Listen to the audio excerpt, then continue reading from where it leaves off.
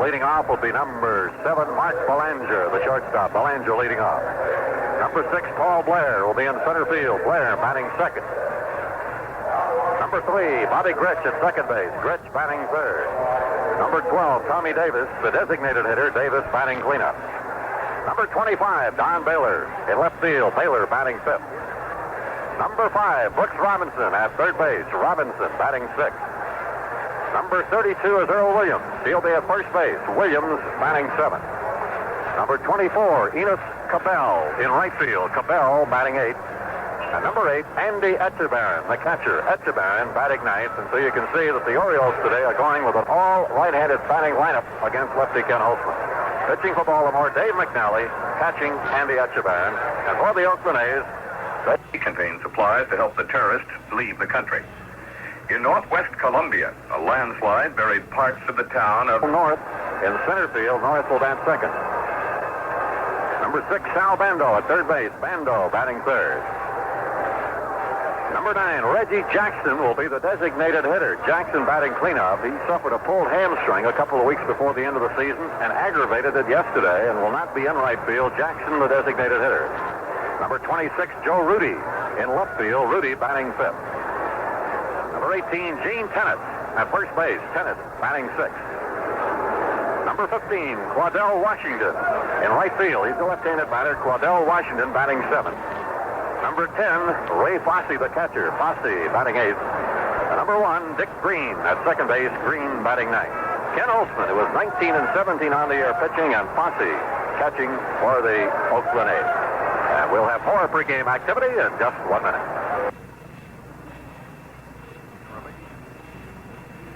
Also, yesterday's game was a convincing one for the Orioles. The Orioles manager, Earl Weaver, wasn't about to chill the champagne as of yet.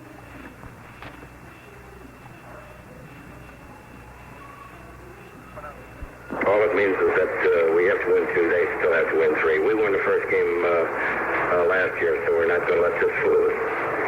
That's still what the pitchers do out there every day. I guess Catfish had a little problem with the control and got some pitches where he didn't want it. That's as good as we've hit him. You know, he's beaten us seven straight times, and that's as good as we've hit him the last 2 or 3 years that I can remember. The Orioles fighting manager, Earl Weaver, does a fine job with that club and has been for the last few years. As the Orioles got on top away, which is a big one for them, winning 6-3 at Oakland on Saturday. Paul Blair hit a home run, so did Brooks Robinson, and Bobby Gritsmack was to help the cause. Well, over at Pittsburgh, the Dodgers and the Pirates in the second game of their National League Championship Series. And for an up-to-date report, let's swing over to Pittsburgh and call in Marty Brenneman. Marty, go. Well, Herb, the Dodgers have played the Pirates with their backs to the wall. 5-2 the final score here in Pittsburgh this afternoon. L.A. winning, and again for the second day in a row, it was super Dodger pitching frustrating the big bats of the Pittsburgh Pirates. The Pirates did enjoy one brief moment of glory after trailing 2-0 for 6.5 innings of play to see the Pirates come back to tie it in the 7th. But just as quickly as Pittsburgh tied it up, the Dodgers went back to work on reliever Dave Justy, scoring 3 times in the 8th inning to take the 5-2 lead that was to stand up on the perfect 2-inning relief pitching of Mike Marshall. So the Pirates are 1 game away from elimination in this National League Championship Series as the set now swings to Los Angeles and Dodger Stadium with a 3rd game coming up on Tuesday. It'll be right-hander Bruce Keeson in all probability pitching for the Pittsburgh Pirates, and for the Los Angeles Dodgers, it'll be left-hander Doug Rowell.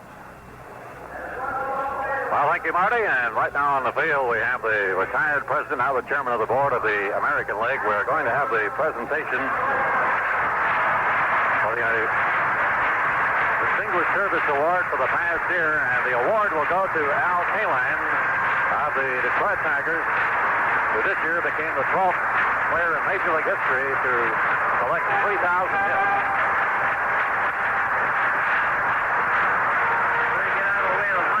Al Kaline now receiving the award from Mr. Joe Cronin. This is the 2nd annual Joe Cronin Award for outstanding achievement in the American League during the past season. The award last year went to the great right-hander of the California Angels, Nolan Ryan. Now, thank you very much. The microphone. American League office for selecting me for this award, and take this opportunity, now that I'm on national TV, to thank all the fans all over the league for being so nice to me all these years. Thank you very much. Al Kaline, a sure Hall of Famer who ended his career with the Tigers this year with a total of 3,007 hits. Now walking off the field with Mr. Joe Cronin.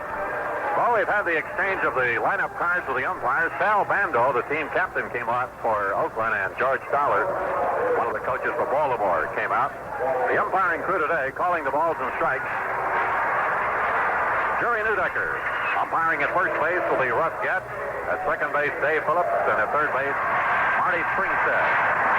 Down the left field line will be Bill Diggin, and down the right field line, Larry Knapp. And now the A's are being introduced individually here according to the batting order. Bert Campaneris has gone to shortstop. Bill North now going to center field. Sal Bando at third base.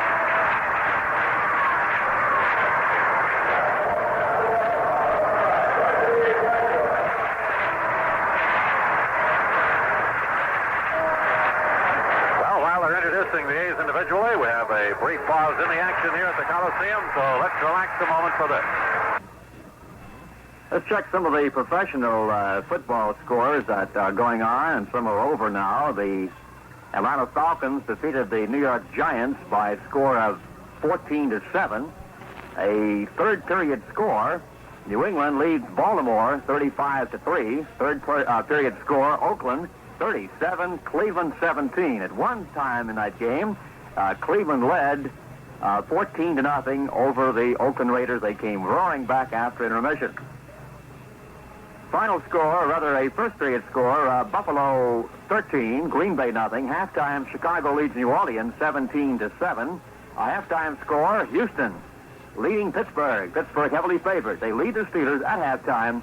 Score is 7-3. Also a halftime score, Kansas City 14, Denver 3. Later games, Detroit at Los Angeles, Minnesota at Dallas, Philadelphia at San Diego, and St. Louis is at San Francisco to play the 49ers. Well, yesterday's crowd, 41,609, the largest crowd ever to see a championship series game here in Oakland. I don't think the crowd will be quite as large today, although you can't tell. But some of the fans are still coming in, so it might be pretty close. For the game, the folks here at the Coliseum have been entertained by the 12th Naval District Band. And right now, we are having the presentation of colors by the Coast Guard. And Mr. Wayne Newton is going to sing our national anthem.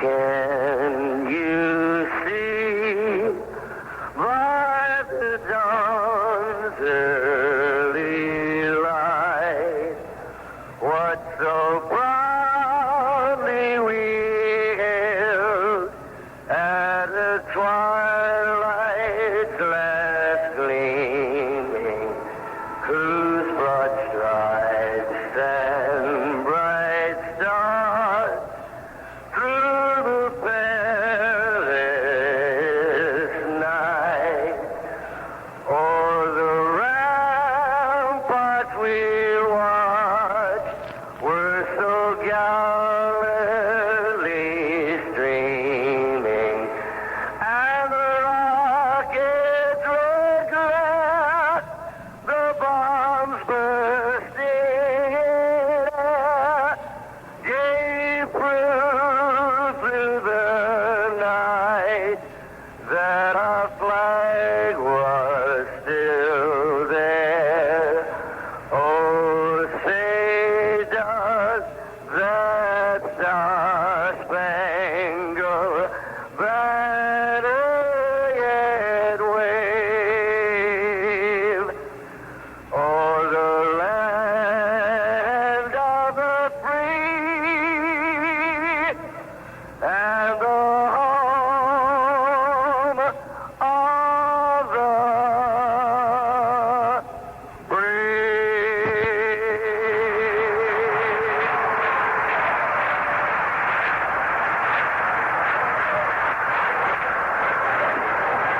Mr. Wayne singing our national anthem. now we're going to have in just a moment, the tossing out of the first ball, which today will be thrown out by Lucien Buchanan, Miss California in 1974, and also runner-up in the recent Miss America contest. Right now, we'd like to remind you that this broadcast is presented for entertainment of our listeners under rights granted by the Oakland A's and the Baltimore Orioles to the Robert Wool Company for distribution on the Mutual Broadcasting System. Any use of this broadcast in a live or recorded form without the specific written authorization of the Robert Wool Company is strictly prohibited. By agreement between the Mutual Broadcasting System and the Robert Wool Company, Darrell Johnson and yours truly, Herb Carneal, have been employed and selected to serve as announcers on this broadcast, subject to the approval of the Mutual Broadcasting System. Ken Holtzman has completed his warm-up tosses. Now Ray Fosse going out to catch that first ball, which will be thrown out by Miss Lucien Buchanan. Run up in the Miss America contest and Miss California 1974. I think she had the same trouble Catfish had yesterday, Darrell, a little bit high.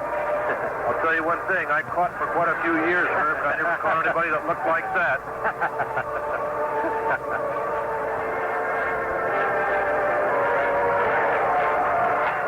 Well, Kenny Holtzman, who has pitched in many pressure games. One of the writers after the game yesterday asked Kenny after Oakland had lost the first game how he felt about this game being such a crucial one for Oakland. He said, well, it is a big game. He said, but I've pitched the 7th game of the World Series. And he said, I guess that's a pretty big one, too. Baltimore leading off now with Mark Belanger in their revised batting order against the left-hander Holtzman. Belanger, Blair, and Gritch, an all right-handed hitting array for Earl Weaver's Orioles.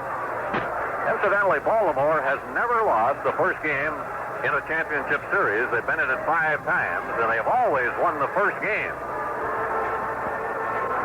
They have won the championship series first game every year that they've been in it. They've been in 4 World Series since the championship series has been in use in Major League Baseball, and the Orioles never have lost the first game of the World Series during that time either. So they've always gotten up to a good start. Now, Mark Belanger 0 for 3 yesterday, but delivered the key sacrifice punt of the game. Holtzman's first pitch is a ball too low. So we're on the way here on a beautiful afternoon at the Oakland Coliseum. Baltimore 1 up in the series. Holtzman into the lineup, delivers inside a ball, and it's 2-0. Blair on deck, and then Gritch to follow. Fosse behind the plate. Bandor, Campaneris, Green, and Tennis in the infield. Rudy, North, Washington in the outfield. Holtzman delivers. Right in there for a strike. Belanger was taking, and it's 2-1. Billy Hunter coaching at third base for Baltimore. George Stoller at first. George Bamberg, the pitching coach. Jim Fry's in the bullpen for Baltimore. A high fastball to Belanger. And the count now goes to 3-1.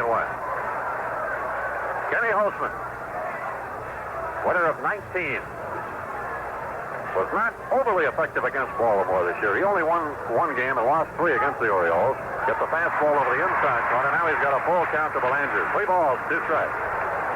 They do not play Belanger deep and shade him a little bit the opposite way. And the payoff pitch on the way to swung on a fly ball to center field. Should be caught by Bill North. He's there, and he has it.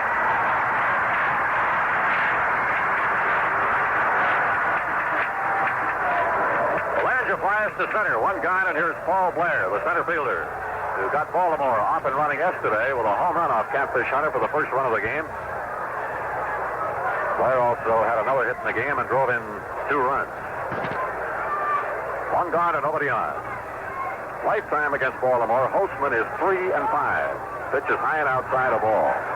1-0.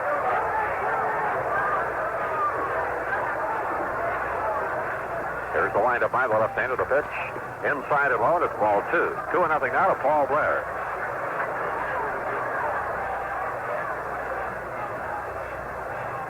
Green shading over towards second for him. Here's the pitch, and it is outside a ball. So the count goes to 3-0. Blair up, 1 out, nobody on, and Bobby Gritch on deck. The windup and the 3-0 delivery. It is in for a strike, 3-1. Baltimore now has won 10 games in a row. They ended up the regular season with 9 wins in a row, and they have won 29 of their last 35 games. Holtzman's pitch to Blair. It is high, and he walked it. So Blair gets a base on balls, and it brings up Bobby Gretsch, who also homered yesterday with a man on. He was 2 for 4 yesterday. Darrell, much like Catfish Hunter, the right-hander, this left-hander, Kenny Holtzman, also is one of the best control pitchers in the league, wouldn't you say? Well, again, just seeing these first 2 hitters, Herb, he's fallen behind in the count, and certainly that's not Kenny Holtzman's way of pitching, but we can look for him to pick it up and start throwing more strikes, any hitter now. Paul Blair, very good base runner, being held by Tennis, a throw over there by Holtzman, and Blair gets back. Right-handed batting, Bobby Gretsch.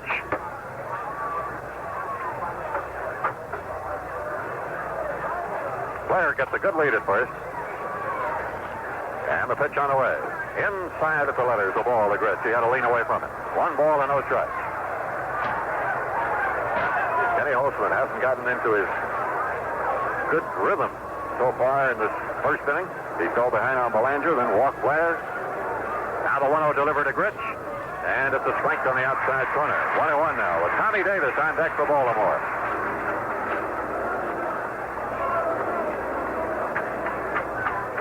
Just a few degrees warmer than it was yesterday.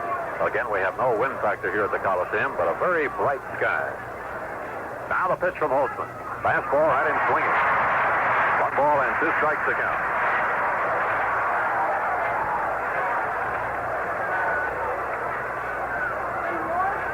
Holtzman looking down at Fosse for the sign. Blair leading in first with 1 out, no score in the first inning to stretch by the left-hander. And Holtzman's pitch on the way. It is 2-0 ball. 2-2 now to Bobby Gretsch. During the regular season, Holtzman started 38 games. He had 9 complete games and 3 shutouts. Earned run average of 307. There's a swing at a bounding ball foul. That was knocked down by third base coach Billy Hunter. So the count remains 2 balls and 2 strikes to Bobby Gretsch.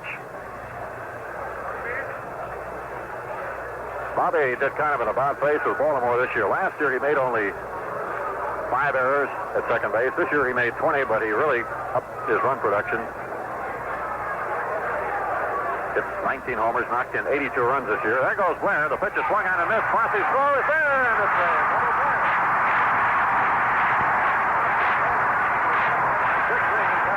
Blair for the double play as Gretsch struck out. So nothing across the Baltimore. Score at the end of 1/2 inning. The Orioles nothing. The A's coming to bat. In the National League second game of the playoffs on Sunday, here's some details of the ball game. Of course, as we mentioned, won by the Dodgers 5-2 over the Pirates. Ron Say, who's wielding bat, belies his diminutive size. Homered in the 4th inning, then touched off a 3-run 8th inning rally with his second double, enabling the Dodgers to beat the Bucs 5-2, thus moving within 1 victory of their first National League pennant in 8 years. The Dodgers, who blanked the Pirates 3-0 Saturday, now return to Los Angeles for game number 3 Tuesday and need to win only 1 of the scheduled 3 games there to clinch the pennant. Say, who stands only 5'9", but hits like he's 6'4", had a solo homer off starting pitcher Jim Rooker off the left field foul pole in the 4th inning. But it was his line double down the left field line off Dave Justy, leading off the 8th inning, that triggered the Dodgers' winning rally. The Pirates, blanked for 6 innings by Andy Messersmith, had scored twice in the 7th to tie up the score. But Say, who collected 4 hits, quickly snapped the deadlock when he doubled into the left field corner, then scored in the pinch single by Willie Crawford. Blair by quite a bit. Blair was only thrown out 9 times. He had 26 stolen bases. Yeah, that wasn't even close at second base. No, first of all, give credit to Fosse. He got rid of the ball good, and he threw a strike to second base.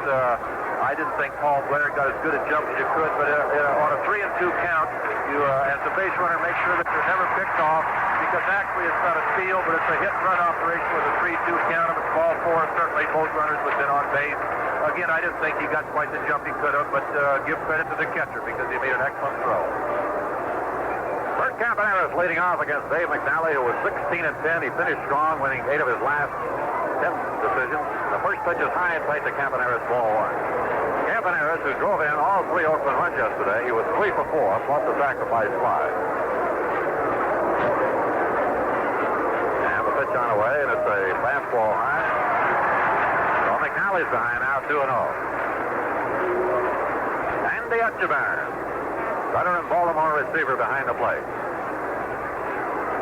McNally, who does not use the windup, delivers, and it's high and outside the ball 3. 3-0 to Campaneris. deck and Bando to follow. They switched the lineup just before the game. Originally, Norris was leading off, and Campaneris was batting second. But just before the game, the A's switched and put Campaneris in the leadoff spot. Here's the strike. Why do you think they would do that, Darrell? I think Herb, because of the fact that Campaneris had 3 hits yesterday. Undoubtedly, he hits Dave McNally a little better than Bill Norris. There's a strike, and it's 3-2 now. Well, no question, Campaneris has been hot. He had those 3 hits yesterday, and then you could say he was robbed on a very fine catch by Coggins in right center. First time up yesterday. Now the payoff delivery coming down to Bert Campaneris. He swings, and he misses, striking out. McNally fans Campaneris. Now Billy Norris, the switch hitter, who was 1 for 2 yesterday.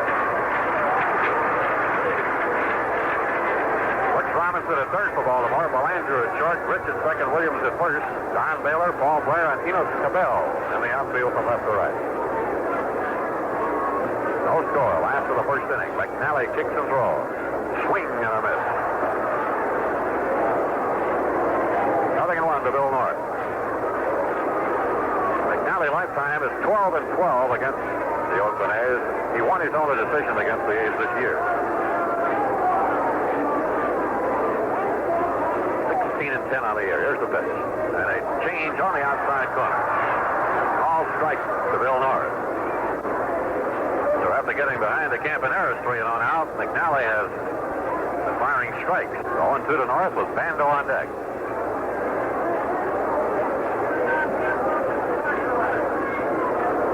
McNally with a sign. Here's the 2-strike delivery. Breaking ball, line to second. Gritch grabs it for the out. Norris lines out. The second baseman, Bobby Gritch, 2 gone for the Oakland A's in the first inning. And here is third baseman, Sal Bando.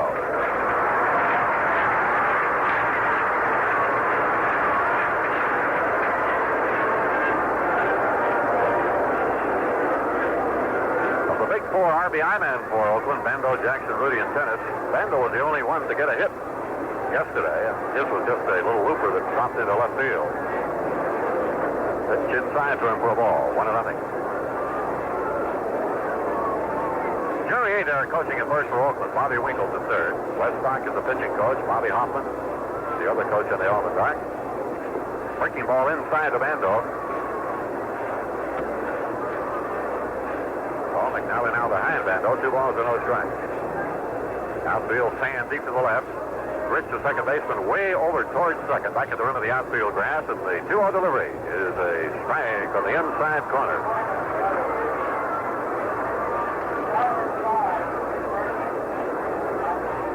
Two balls, 1 strike to count.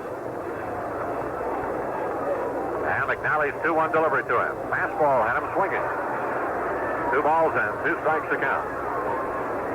Well, the National League, the Pirates have reached the point of no return now. The Dodgers beat them again today, 5-2 in Pittsburgh. Game number 3 scheduled in Los Angeles on Tuesday.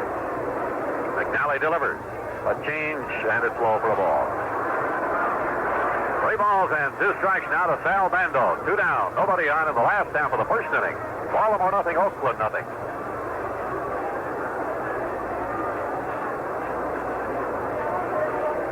McNally ready with a 3-2 delivery. Up high, and he walked it.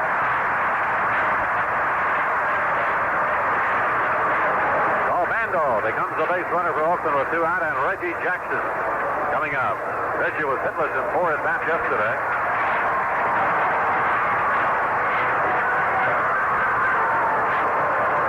He pulled that right hamstring muscle against the White Sox about 2 weeks before the end of the season. And then he aggravated it yesterday, so he's in there today only as the designated hitter.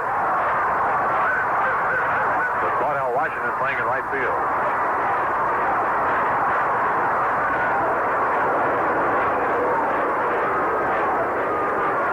And McNally pitched to him, a big curve, and line into left field. It's a fair foul. It's a foul ball down the left field corner. A line shot to the opposite field, foul. Not too much down in the left field corner, so Jackson was all the way to first base, has to come back. Another left-hander today for Baltimore, Dave McNally, but a little bit of a different pitching style, Darrell, than that of Mike Cuellar. Well, I would say that, of course, Dave McNally doesn't use a screwball as Cuellar Baltimore does. Actually, they're both finesse pitchers. They don't rely on their fastball as their main pitch. But again, McNally does not use the screwball, which is Cuellar's main pitch. McNally pitch to Jackson. Inside fastball, lined out of the left center field, but coming on is Baylor, and he makes the catch. Jackson lines to Baylor and left. No runs, no hits. No errors, one left for Holtzman. With a score, the A's nothing, the Orioles nothing. In auto racing today, let's check a couple of the events. At Charlotte, North Carolina, there has been a 10-car pileup on the second lap of the National 500 stock car race. 7 cars were knocked out of the race, and one driver, entertainer Marty Robbins, was injured. Robbins suffered a cut on his forehead, apparently when his head smashed into the steering wheel of his race car. He was treated at the field while awaiting transfer to a Charlotte hospital for tests to determine if he had internal injuries. There is no immediate word on what caused the accident. Cars forced out of the race were those driven by Robbins, Neil Castle, Jim Van Diver, Buddy Baker, Richard Childress, Joe Frazen, and Dick Brooks. 3 other cars managed to keep going. In Watkins Glen, New York, Elliott Forbes Robinson clinched the VW Gold Cup Championship Sunday with a 25.7-second victory over Harry Engel. That was in the 15-lap Super V race on the Watkins Glen road course. Tommy Davis leads it off for Baltimore. Top of the second inning. He had 2 hits yesterday and 4 times up and drove in a run. Kenny Holtzman on the mound for Oakland. No scores. We start the second inning. And the pitch on the way. It's low for the ball. 1-0. Don Baylor on deck, and then Brooks Robinson up for Baltimore here in the second. And the pitch on the way. Low again for ball 2. 2-0 to Tommy Davis. Both McNally and Kenny Holtzman. Just a little bit wild from the standpoint of getting behind the hitters here in the early part of the game. The pitch is swung on and bounced foul down third base way. 2 balls, 1 strike to count. Game number 3 of the American League Championship Series will be played in Baltimore Tuesday afternoon. Vida Blue schedule a pitch for Oakland against Jim Palmer, the right-hander for Baltimore. Now the pitch on the way to Davis. Swung on a line drive and backhanded by Bando. Davis lines to Bando. Let's pause 10 seconds for station identification now. This game is coming to you on the Mutual Broadcasting System, American League Championship Network. This is the American Forces Radio and Television Service. This is American Forces Radio at 790 and 1420. A backhanded stab by Bando. Tommy Davis liner. Now here's Don Baylor. He was 2 for 4 yesterday. And a strike on the outside corner from Holtzman. It's 0-1. Score, top of the second inning.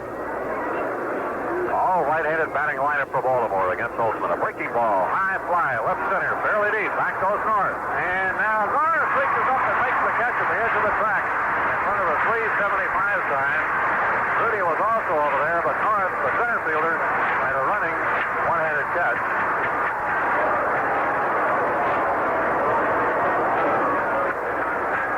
So Oakland certainly is used its defense to advantage here in the second inning. 2 fine catches, one by Bando at third, that by North in center, and now Brooks Robinson, who was 1 for 4 with a homer yesterday. Pitch inside a ball. 1-0. Brooks Robinson, who came up with a fielding play of the day yesterday, arrived Dick Green. Pitch is low from Holtzman, ball 2. 2-0.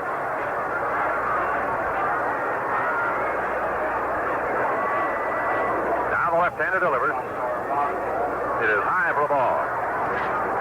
So Holtzman gets behind Brooks 3-0. If he gets on there, Earl Williams will be the Baltimore batter. And the left-hander's pitch. It is in there, taking for a strike. 3-1 now to Brooks Robinson. 2 out, nobody on, and no score in the top of the second. Each team had a base runner by a walk in the first inning. Pitch high and wide to Brooks Robinson. He walks, and Holtzman now has given up his second walk of the game. And big Earl Williams, who's playing at first base today, batting in the number 7 spot coming up. Hit 254 during the regular year with 14 homers and 52 runs batted in. How do you generally try to pitch this fellow, Darrell? Well, first of all, you have to keep the ball moving around. Again, we as the Red Sox try to keep the ball in tight on this man. He likes the ball down and out over the plate. Pitch a strike on the inside part of the plate to him, 0-1. Williams has been to the Orioles a couple of years. Came to them from the Atlanta Braves, and the pitch way outside the ball, 1-1.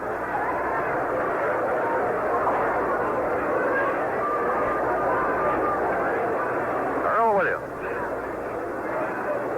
former Rookie of the Year in the National League with the Atlanta Braves. Now the pitch on the way.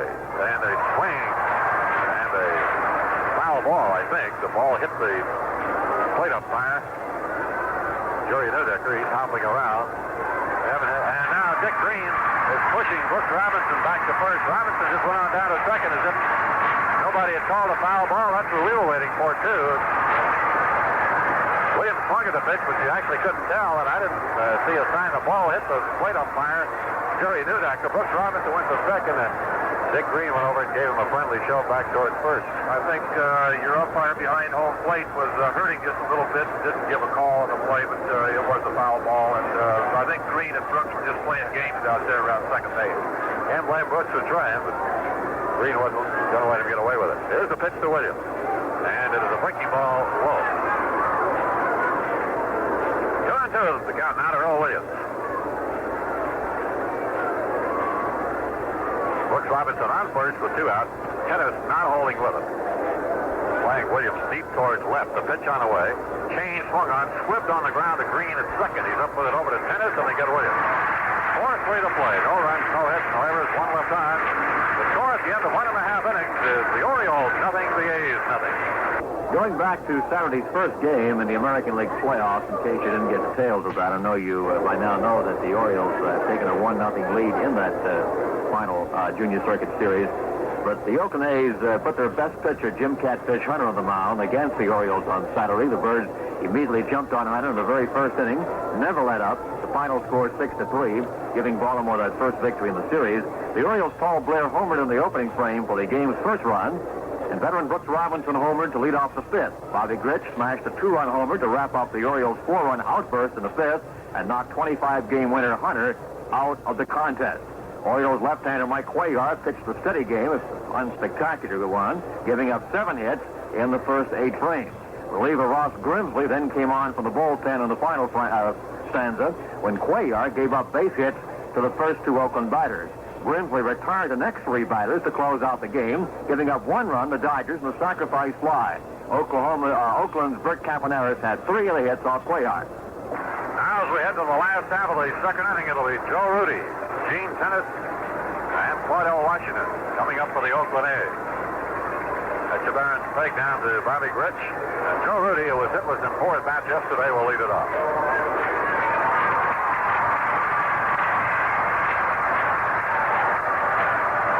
330 feet down each foul line here at the Coliseum, 375 in the power lane, 400 to center. And you have to clear an 8-foot-high fence all around the outfield. They have 1 single deck of stands back of the fence, although they have the green batter's eye in center field. No score, last of the second inning. Dave McNally, native of Billings, Montana, fires a sinker low and outside. Ball 1 to Rudy.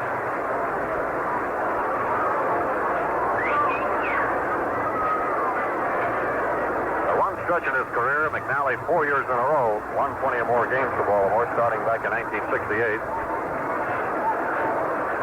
Here's a ground ball towards the hole. It's through to left, and the first hit of the game. A ground ball single left by Rudy.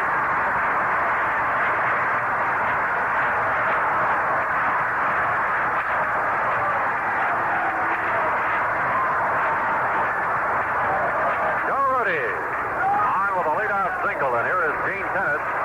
At first base, he was 0 for 3 yesterday.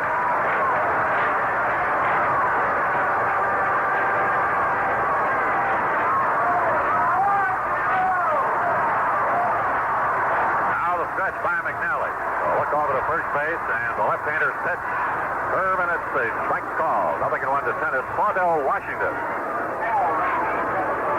on deck for Oakland.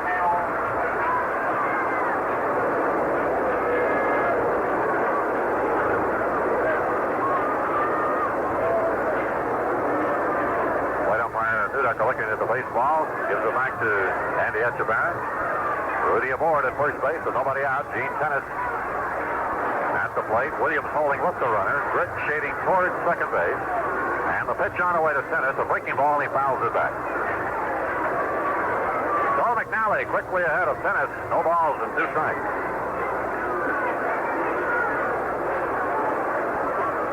31-year-old Dave McNally. 5'11", about 190 pounds.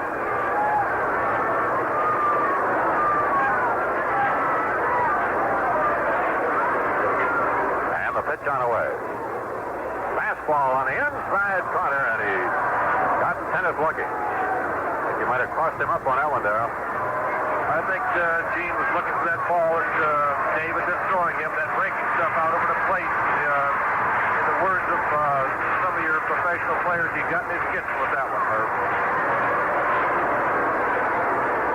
Second strikeout for McNally. And now here's Cordell Washington. He entered the game yesterday in the ninth inning and delivered a pinch hit double off Mike Cuellar. Lean left-handed batting. Cordell Washington threw to first by McNally, and they almost threw the ball away. Williams had to go down and backhand the ball.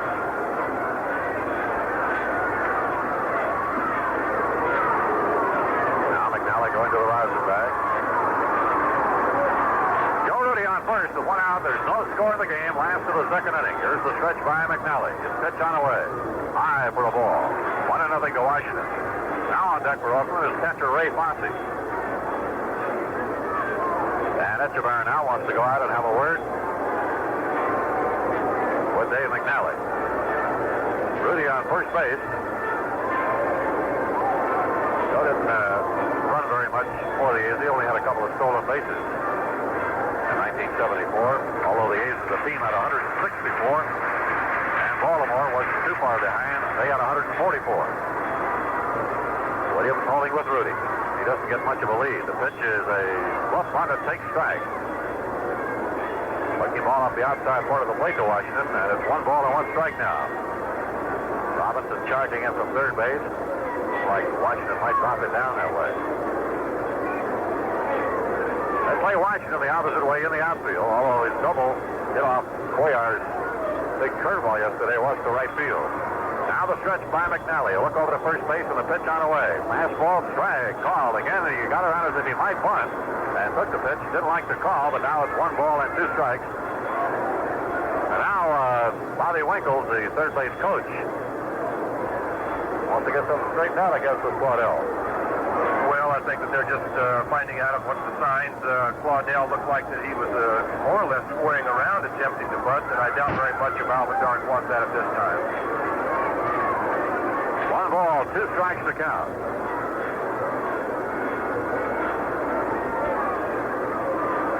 Now McNally studies the sign from Etchebarren. Rudy with the lead at first. There's 1 man out. McNally's pitch on the way. Breaking ball off the outside corner. Didn't miss by much. 2 balls and 2 strikes to count. McNally's last 20-game season was 3 years ago, 1971, when he won 21 and he lost 5. Last year he won 17, and this year he won 16. Now the stretch by the left-hander as he checks Rudy. Not much of a lead. Inside fastball, a slow bouncer hit out to Gritz. He tags Rudy, throws to first for the double play. Rudy, I think, tried to stop, but he'd gone too far, and Gritz was able to tag him and then throw to first for the double play. 4-3. No runs, 1 hit, no errors, nobody left. The score at the end of 2 innings. Orioles, nothing. A's, nothing. In pro football, a game over at Foxborough, Massachusetts, Jim Plunkett threw 3 touchdown passes today to wide receiver Reggie Rucker, engineering the New England Patriots to a 42-3 lapper over the punchless Baltimore Colts for their 4th straight win. Plunkett found Rucker with a 69-yard scoring toss on the 3rd play of the game, then moved them 80 yards in 10 plays the next series, with flanker Dale Stingley scooting the final 23 yards on an end-around reverse. Mac Aaron scored from 5 yards out early in the second period, and Plunkett threw a 4-yard pass to Sam Cunningham and a 16-yarder to Rucker for third period scores. John Tarver ran in from 7 yards for the final score in the 4th period. Final score again, the surprisingly strong New England Patriots 42 and the Baltimore Colts 3.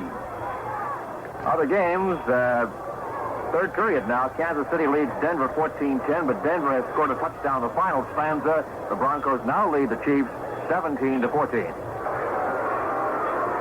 Now for Baltimore, making his first appearance in the series, Enos Cabell. Right-handed batter. The young man plays almost any place you put him. Today is in right field. Tall, lean, right-handed batter. Holtzman pitch to him. Too low a ball. 1-0 the count. Cabell in 80 games in the regular season batted .241. Swing, and here's a hard ground ball to short. Campaneris up with it. Long throw is there. Cabell out short to first. One gone in the Baltimore third inning, and next to the catcher Andy Etchebarren.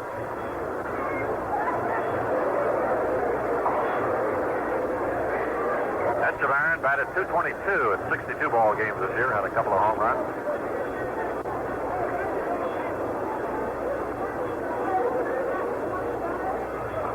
Etchebarren, now he's getting to be one of the real veterans on the Baltimore club. He's been with the Orioles.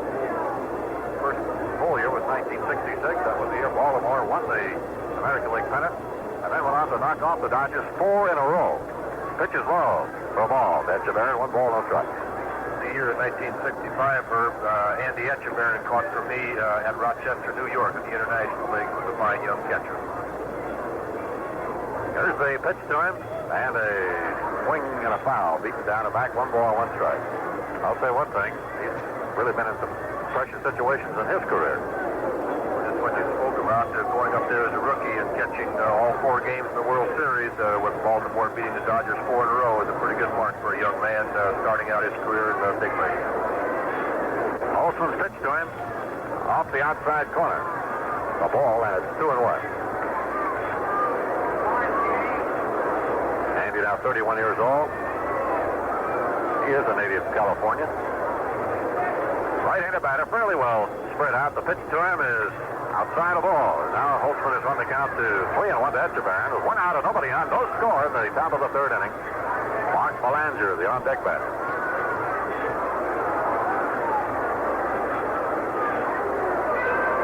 And the pitch.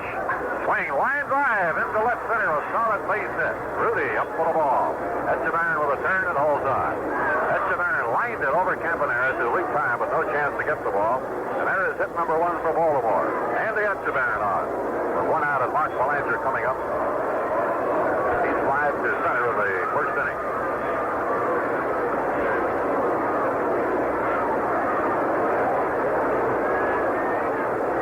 We were talking yesterday, Darrell, about Belanger's running ability. He also has pretty good bat control and can hit behind the runner. Although Earl Weaver doesn't really like to hit and run play.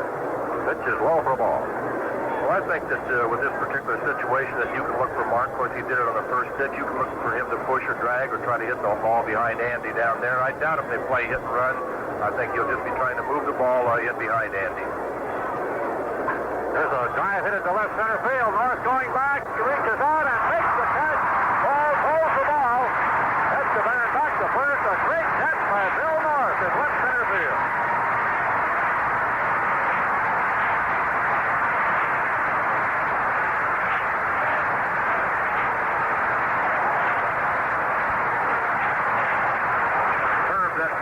Right there seemed to run for the Oakland A's. Etchebarren would have scored on that ball if North hadn't caught it. As you well know, North was shading him to the right side and shallow. And again, if he hadn't caught that ball, which was a great catch, Orioles would have been out in front 1-0. Here's Paul Blair. He walked in the first inning. Swings and misses. 1 strike. Great catch by North. He had a long way to go. And had the ball gotten by him, then I think at least a triple. Conceivably, it might have gotten inside the park homer. Here's a little sliver hit out in front of the plate. Picked up by Holtzman. The throw is in time. Blair's out pitch to the first to retire the side. No runs, 1 hit, no errors, and 1 left. The score at the end of 2.5, the Orioles nothing, the A's nothing. Coming up for the Oakland A's in the home half of the third, the bottom of the batting order, the Fosse, Green, Campaneris, and of course Oakland fans hope for a few more after that. But there will be at the bottom of the order goose eggs on the scoreboard in Oakland right now. Checking other NFL scores, We have nothing yet on Detroit and Los Angeles. The Dallas Cowboys on the board first against the Minnesota Vikings. The score, the pass to Richards from Staubach covering 58 yards. Dallas 7, Minnesota nothing. First period scores, San Francisco leading the St. Louis Football Cardinals 6-0. Third period, Chicago 17, New Orleans 7. At the end of three quarters at Green Bay, Wisconsin, the Buffalo Bills are blanking the Packers 20-0. Finals that maybe you didn't hear earlier, Oakland outscoring Cleveland 40-24. New England shellacked Baltimore 42-3, and Atlanta 14, Giants 7. Fine fielding in this ball game thus far. No scores. We go to the last of the third inning. It'll be Ray Fosse, Dick Green, and Bert Campaneris for the Oakland A's. Ray Fosse, right-handed batting catcher, was 1 for 2 yesterday.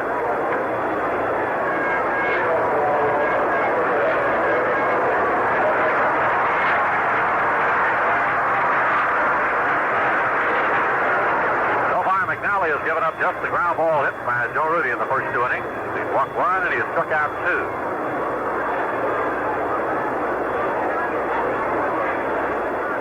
And the left-hander's first pitch to Fosse. Swing, a line drive hit into left center field. It's going to be in there for a base hit. Looping liner, single for Ray Fosse to start off the third inning. So for the second inning in a row, Holtzman has gotten the leadoff man on. And it'll bring up the second baseman, Dick Green, who was 0 for 2 yesterday.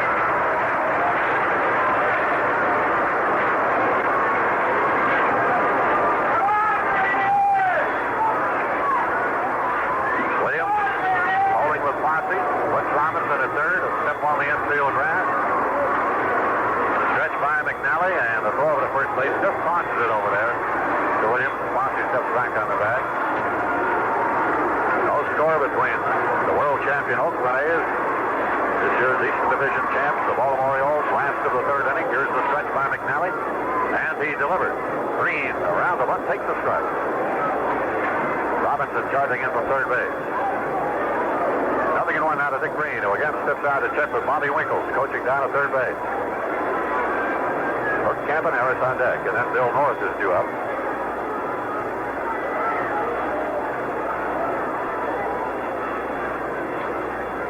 To the stretch, delivers, and the ball is running between the mound and first. Williams up with it, shovels at the Gritch covering for the out. 3-4 sacrifice, Fosse to second.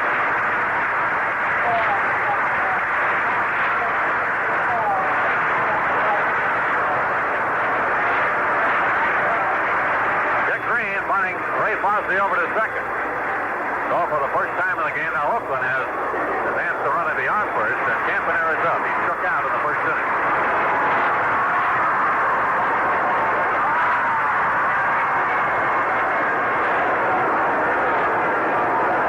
Campaneris, who had a fine year at the plate in the regular season, batted .290 and then came up with 3 hits in yesterday's game.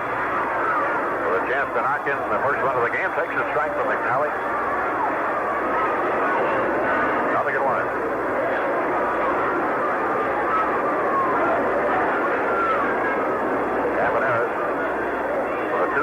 His highest average in the major league. And the pitch on the way to it. Swung on a high fly ball down the right field line, drifting towards foul ground, and it is caught by Cabell across the line, not too deep, and Fosse will hold it second. Campaneris fouling out to Cabell, the Baltimore right fielder, 2 gone, and here's Bill Norris, who made that great catch off Belanger to save at least 1 run, maybe more, at the top of the inning.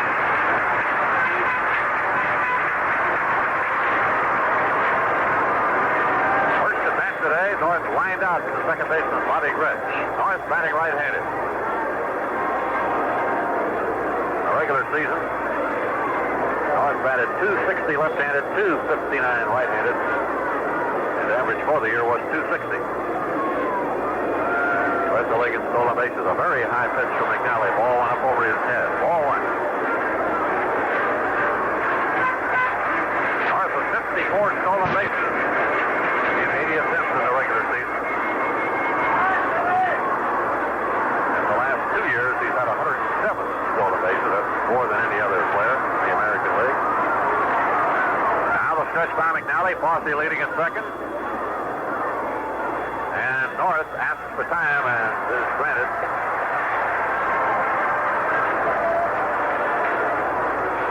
Got his request in just in time, just barely early. He was working on a tight schedule right now.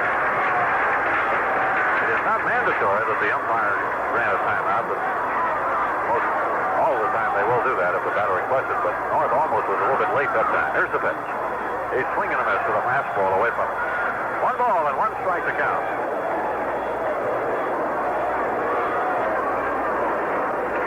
Billy North, who came over from the Chicago Cubs. And the first part of last year, they were using him only as a designated hitter. And they play him in the outfield and saw what a really fine job he does in the outfield. After ever since. McNally's pitch to him. Breaking ball inside over the knees. 2 balls and 1 strike to count. No score, last half of the 3rd inning. Ray Fosse, the runner at second for Oakland, with 2 down.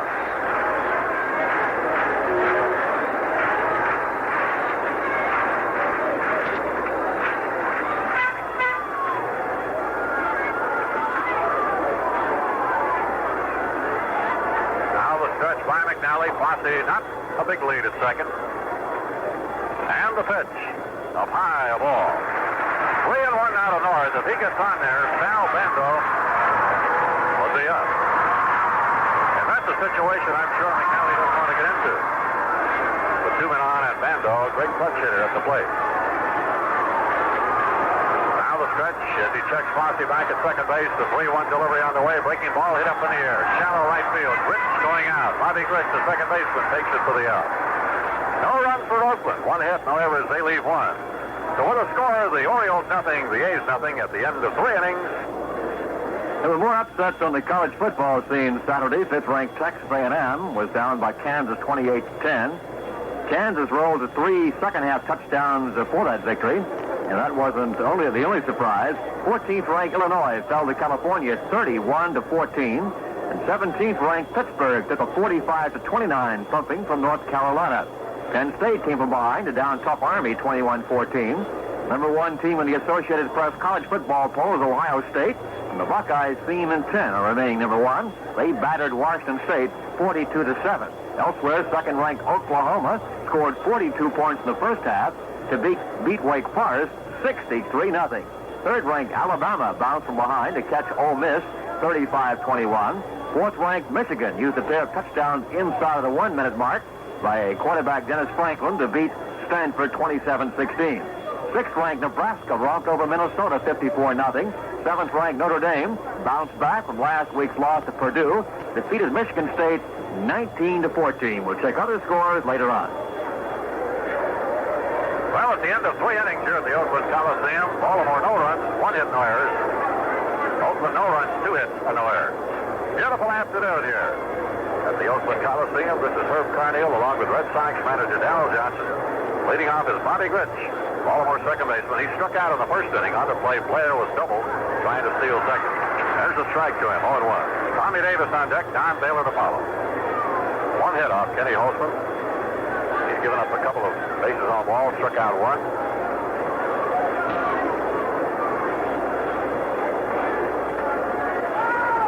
And a low curveball to Bobby Gritch. 1 ball and 1 strike to count. Outfield is deep on Gritch. Around to the left. Green, the second baseman, well over towards second. Tennis wide of the line at first. And the pitch. Outside a ball. Change up wide of the plate to the right-handed batter. 2 balls, 1 strike to Gritch. And Holtzman's pitch. Swung on a high fly ball to center field. North, shielding his eyes from the bright sky, makes the catch. 1 down in the 4th inning as Gritch flies to center. That'll bring up Tommy Davis. He was robbed of a hit on a backhanded stab by third baseman Sal Bando of his line drive in the 2nd inning.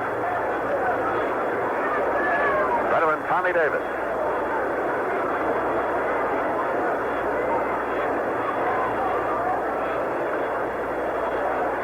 And Holtzman delivers to him. Inside a ball.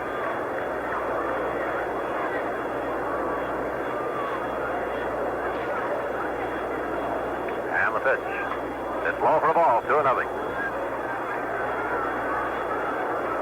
Tommy Davis has spent most of his career in the National League. the Dodgers. Takes a strike on the low outside corner. So they count now 2-1.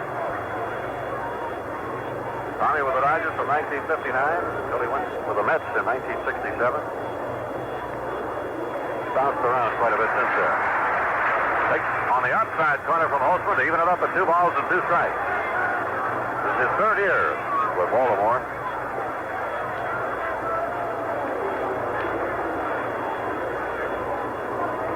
He has hit well against Oakland, a club that owned him for a while in the American League. Here's a ground ball behind third. Bando up with it. Long throw is there for the out. Another good play by Bando. 5-3 the play. Right now, let's pause 10 seconds for station identification. This is the Southern Command Radio Network, an affiliate of the American Forces Radio and Television Service. SCN 2000.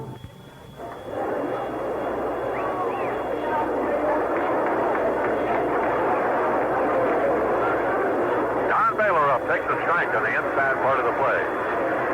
He's got a long fly to left center that was grabbed on a run by Bill Norris in the 2nd inning. No score in the top of the 4th now with 2 out and nobody on. Baltimore put 1 runner on in each of the first 3 innings. Now Holtzman has disposed of the first 2 batters here in the 4th. And his pitch on the way is swung on a broken bat roller to Dick Green at second base. He's up with it to tennis for the out. 4-3 the play. Baltimore, for the first time this afternoon, goes 1-2-3. So after 3 1/2 innings of play, it's the Orioles nothing, the A's nothing. Checking other teams in the top 10, how they fared in college football on Saturday. 8th-ranked North Carolina State used a pair of touchdowns by Roland Hooks to come from behind for a 24-20 win over the tough Pirates from East Carolina. 9th-ranked Southern California rolled to an easy 41-3 victory over Iowa. And 10th-ranked Texas Tech squeezed past Oklahoma State 14-13. Let's check other games in the East. As much time as we have before going back to the ball game. Boston University 33, Northeastern 6. Boston College 37, Navy nothing. Coast Guard Academy 15, Norwich 14. Connecticut 41, New Hampshire 24. Cornell 24, Bucknell nothing. Delaware 29, McNeese State 24. Holy Cross 14, Dartmouth 3. Lafayette 14, Gettysburg 3. Maine 29, Rhode Island 19. Maryland 31, Syracuse nothing. Pennsylvania 14, Brown 9. Princeton 40, Columbia 13. Rutgers 24, Harvard 21. Slippery Rock 34, Shippensburg 9. Trinity 34, Bates 8. Vermont 25, Massachusetts 14. And Yale 30, Colgate 7. The third baseman will lead it off. Holtzman has the heart of the batting order this inning against McNally. Bando, Jackson, and Joe Rudy. Bando walking in the first inning. Only walk given up by McNally today. And his pitch on the way. The breaking ball. High for a ball to Bando.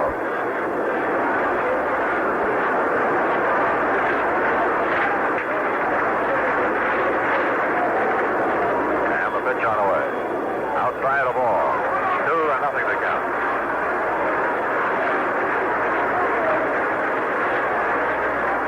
Bando, although he has good power, chokes up on the bat. He clouds the plate. The hint of a closed stance, pulling the front foot in towards the plate just a little.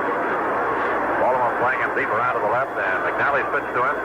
Swinging a high pop-up down the right field line. Moving over there is Williams. Now Gritch, and Gritch drops the ball. Foul ground. Had a long way to come. He was skating over third second. He ran in behind Williams just across the line and dropped the ball. It'll be an error charged on the play to Bobby Gritch.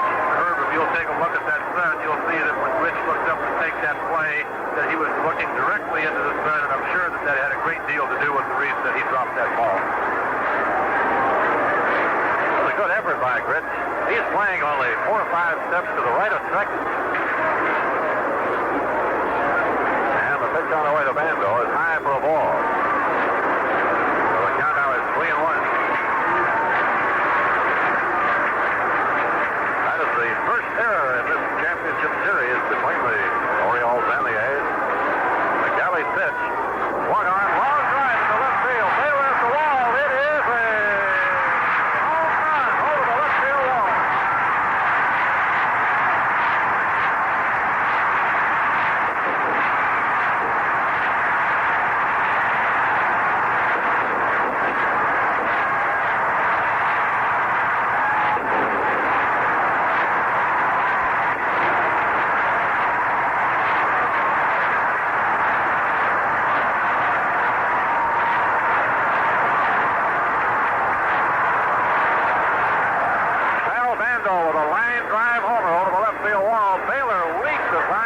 Smith trying to get to the ball. And the A's lead 1-0. And Reggie Jackson is up. McNally's pitch to him. High ball. Jackson lined out to Baylor and left in the first inning. And believe it or not, during the regular season, Baltimore was the only team that Bando did not hit a home run against. There's a swing and a miss. 1 ball and 1 strike. I was about to mention that when Bando came up, and I thought better of it because the Baltimore fans are really going to string me up. Right. Here's the pitch. Low for the ball. 2-1. A line drive homer by Bando over the left field wall. The first homer he has hit this year against Baltimore. He has homered at least once against every other club. So Oakland has drawn first blood here. 1-0. Last of the 4th inning. 2-1 out of Reggie Jackson. Alley rocks and throws. Breaking ball is fouled out. 2 balls and 2 strikes to count. No out. Nobody out in the last of the 4th inning. No one on.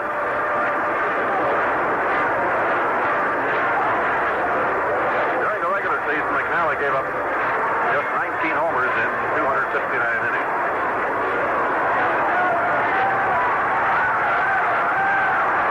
Pitch on the way to Reggie Jackson. Fastball backed him up, and it's 3-2 now. Joe Rudy on deck.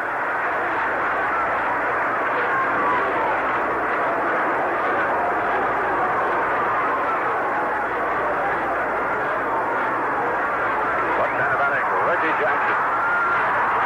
And the pitch on the way. Fastball is whacked on the ground to Grits at second. Throws it over to Williams at first for the out. So Jackson is retired second to first. 1 gone to the Oakland 4th.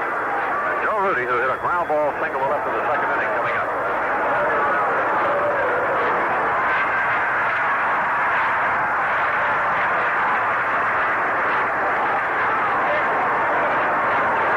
Joe Rudy, who had 99 runs batted in during the regular season.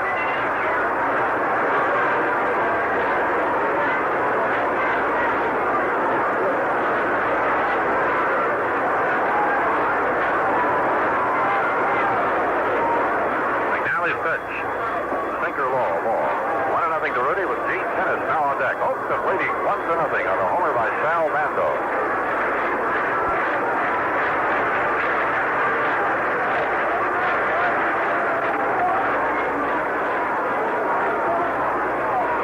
Baltimore outfield fairly deep, but they're not playing Rudy to pull the ball. There's a high foul down the right field line, and that one is going to be out of play. Down in the existing bullpen.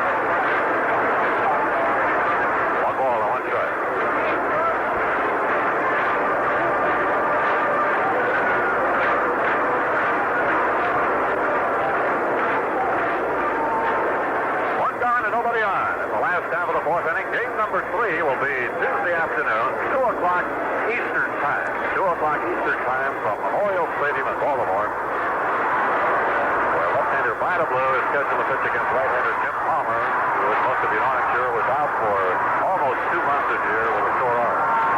But came back and pitched well the final few weeks of the season.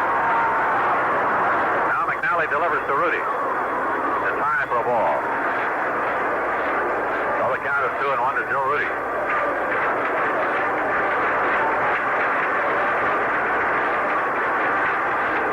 We'll be broadcasting the 3rd game of the championship series on many of these same mutual radio network stations. Remember, the time on Tuesday is 2 o'clock Eastern time.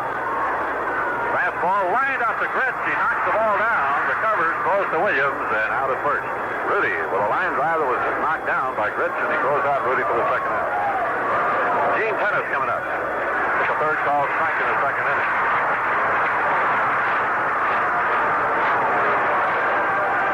Baltimore has won 10 in a row. Counting its win yesterday. Oakland has lost its last 3. A swing and a foul back by Tennis. 1 strike to count. The last 35 games, Baltimore has won 29. During that time, Oakland has won only 17 and lost 18. But as we mentioned yesterday, the A's have really not been that seriously threatened for first place in the West. Changeup is hit behind third. Great stop by Robinson, and he throws him out. Beautiful play by Robinson. Backhanded stab and a good throw to first base. So Now the A's score on the homer by Sal Bando. The score now at the end of 4. The A's won, the Orioles nothing. Other games in college football, looking at the South on Saturday. Auburn on Friday night, actually, that game was 3-0 over Miami of Florida. Baylor 21, Florida State 17. Duke 16, Purdue 14. Alabama 35, Ole Miss 21. Florida 24, LSU 14. Furman 24, Richmond 14. Georgia Tech 28, Virginia 24. Chattanooga 24, Middle Tennessee 7. Grambling 61, Prairie View nothing. Hampton Sydney 14, Bridgewater nothing. Houston 24, USC 14. Jackson State 75, Omaha nothing. Elsewhere, Miami of Ohio 14, Kentucky 10. Mississippi State 21, Kansas State 16. North Carolina 45, Pittsburgh 29. Randolph-Macon 20, Washington Lee 20. VMI 22, VPI 17. Tennessee 17, Tulsa nothing. And William & Mary 16, the Citadel 12. We look at the Midwest and other areas later on. Right now, back to our ball game. Well, Darrell, we were just talking between innings, and the game that's been played so far, the way this one has, one run does look pretty big. Well, certainly what we've been looking at, Herb, has been pitching and defense, again, except for Bando's long ball. And I'll tell you what, the Oakland Ball Club, as each inning goes by, is starting to strike the ball harder and harder. So maybe as this thing wears on, we'll start seeing a little more offense out of these two ball clubs. Well, Baltimore in the first half of the fifth inning will send up Brooks Robinson, Earl Williams, and Enos Cabell against Kenny Holtzman. Brooks drew a base on balls in the second inning. 1 of 2 walks given up today by Holtzman.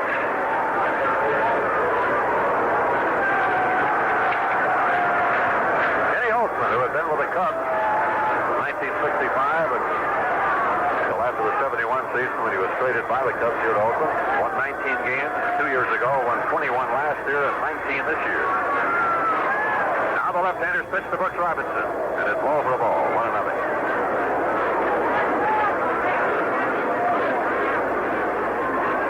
Oakland a run on 3 hits, no errors. Baltimore no runs, just 1 hit, 1 error. Swing and a miss. The pitch away from Robinson. He went after 1 ball and 1 strike to count.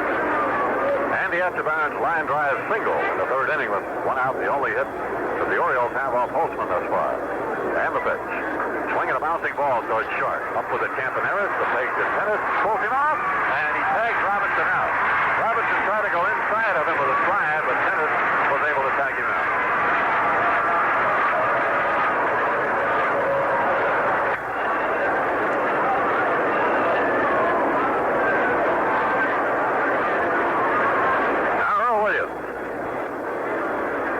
Second to first. Green to Tennis in the second inning. Green, the second baseman, moves way over towards second base for him. And a swing and a miss, 1 strike.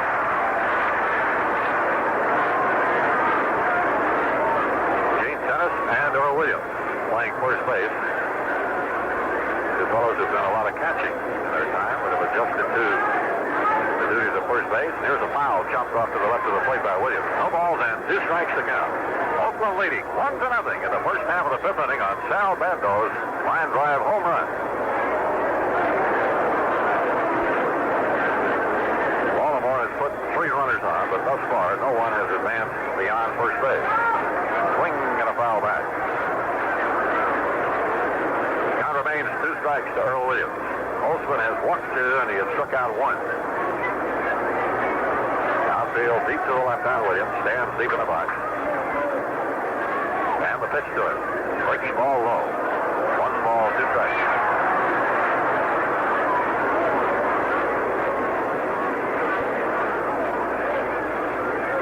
Holtzman working rapidly, and Williams steps out on him to break up his rhythm a little bit, or hopes to do that. Now Holtzman right back with the next pitch, and it is wide of the plate for a ball. So the count is all even to Williams. 2 balls and 2 strikes.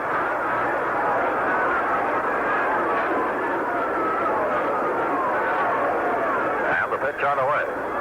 In the dirt. So Holtzman has run the string out on Williams now. 3 balls and 2 strikes.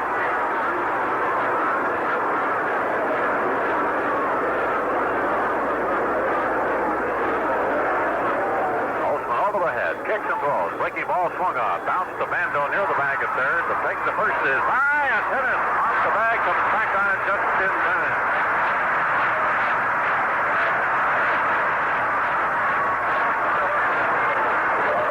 pretty good place down there by tennis. You know, sometimes I think we often think, Darrell, that if you're going to move a fellow somewhere, put him in first base, but it's really not that easy. Well, it's certainly not that easy, and Gene Tennis is looking like the great Hal Chase out there in these last couple of plays.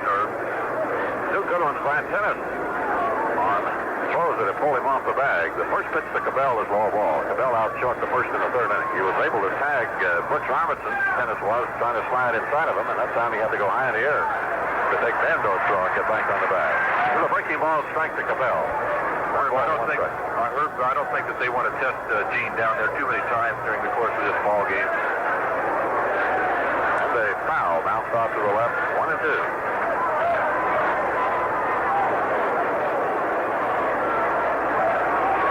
Holtzman leading 1-0. First down of the fifth inning, 2 out of nobody on. Holtzman now has mowed down the last 7 Baltimore batters after Etchebarren singled in the third and 1 out. And he delivers. Low for a ball. So that evens the count at 2-2 to Enos Cabell, native of Fort Riley, Kansas. Pitches one down the Los Angeles area. Came up to Baltimore last year. And they change and cut him off stride. He's called out. Changed up by Holtzman. His second strikeout. 3 up and 3 down. So the score. The A's won, Orioles nothing at the end of 4.5 innings. Let's relax a moment for this. Continuing our rundown of college football from Saturday in the Midwest, Drake 24, North Texas State 24 a tie. Iowa State beat New Mexico by a score of 27-3. It was Kansas 28, Texas Aggies 10, Louisville 14, Wichita State 7, California 31, Illinois 14, Nebraska 54, Minnesota nothing, Notre Dame 19, Michigan State 14, Ohio University 31, NIU 14, Southern Illinois 38, Dayton 16, Toledo 24, Bowling Green 19, Tampa 16, Akron 7, West Virginia 24, Indiana nothing, and Wisconsin over Missouri 59-20. In the Southwest, Arkansas 49, Texas Christian nothing, Oklahoma 63, Wake Forest nothing, SMU 37, Oregon State 30, Texas 35, Washington 21, Texas Tech 14, Oklahoma State 13, and West Texas State 31, Southern Mississippi nothing. We'll check the West as we wrap it up next time around. From the Oakland Coliseum in Oakland, California, Herb Carneal along with Red Sox manager Darrell Johnson. The Oakland A's leading Baltimore 1-0 as we head to the last of the fifth inning. Waddell Washington leading it off for Oakland.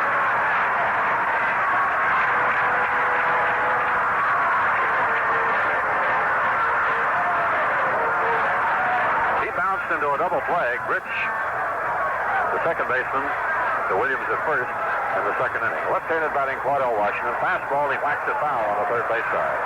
1 strike. Ray Fosse on deck and Dick Green to follow.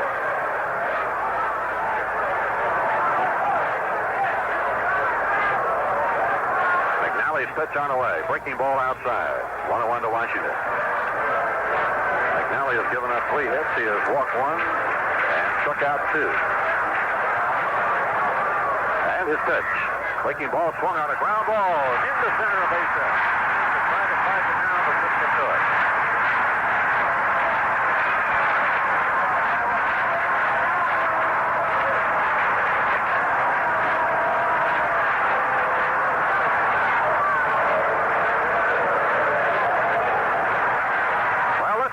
Time that Oakland has batted, and in each of the last 4 innings, the leadoff batter has hit safely.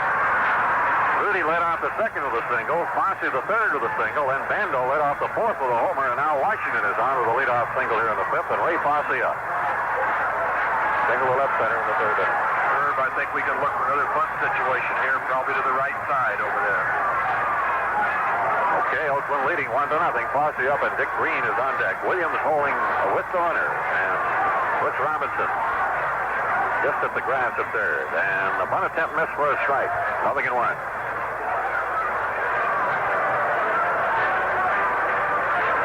Waddell Washington on first.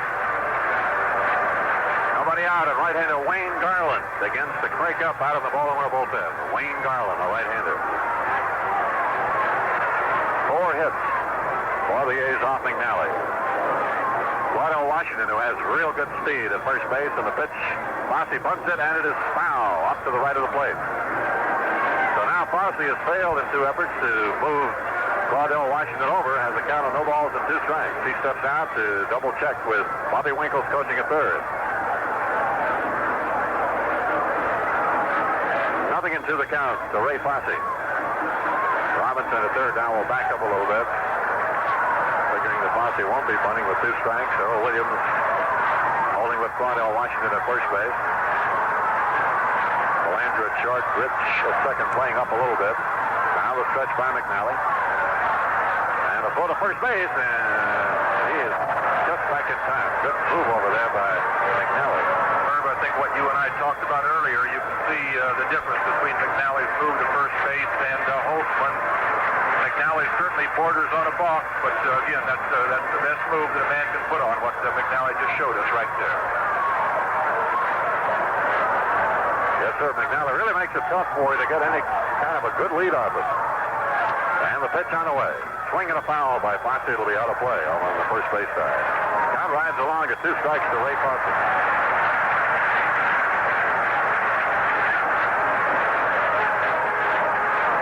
Before the game, Al Kaline of the Detroit Tigers receives the 2nd annual Joe Cronin Distinguished Service Award. Kaline, the 12th player to collect 3,000 hits in his career, ended up this year with 3,007 for his Major League career, all of which, of course, was spent with the Tigers. Award presented by former American League president, now chairman of the board, Joe Cronin, great shortstop in his own right. Now the stretch by McNally, the pitch on the way. Fastball and a bouncing ball down to Robinson that plays at second base. Out there, that's all they get. The ball wasn't hard hit. And Robinson throwing to Gretsch, and they cut down Washington. 5-4 the play. So Fosse now becomes the runner with 1 out. Dick Green the batter. Herb, I think you saw right there McNally's move that he has to first base probably kept that man from being safe at second because he couldn't get that good jump off. Because with Claudio's speed and as easy as that ball was hit with a good jump, I think that he would have had to go to first base with that throw. Right, the ball was not hard hit at all, and I'm sure the Orioles are well satisfied to cut down the runner. Here's Green up, and he bunts the ball down the first base line, and it is a foul. Fielded by Earl Williams, about halfway down, but foul by 4 or 5 feet. So the count now 1 strike to Dick Green with Bert Campaneris on deck.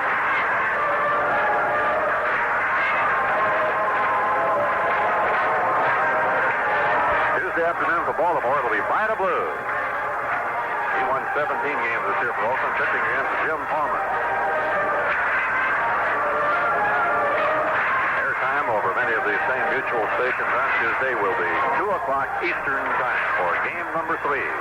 Earlier today at Pittsburgh, the Dodgers beat the Pirates 5-2 to go 2 up in their series, continuing in Los Angeles on Tuesday. Throw over to first base, but not the good move of McNally that time. Ray Fosse the runner, 1 out. Holtzman leading 1-0. We're in the last of the 5th inning here at the Oakland Coliseum. Bright, sunshiny afternoon. Temperature in the mid-70s. And a bunt. Back out to McNally. It goes by. Switch up for the throw. 2-8.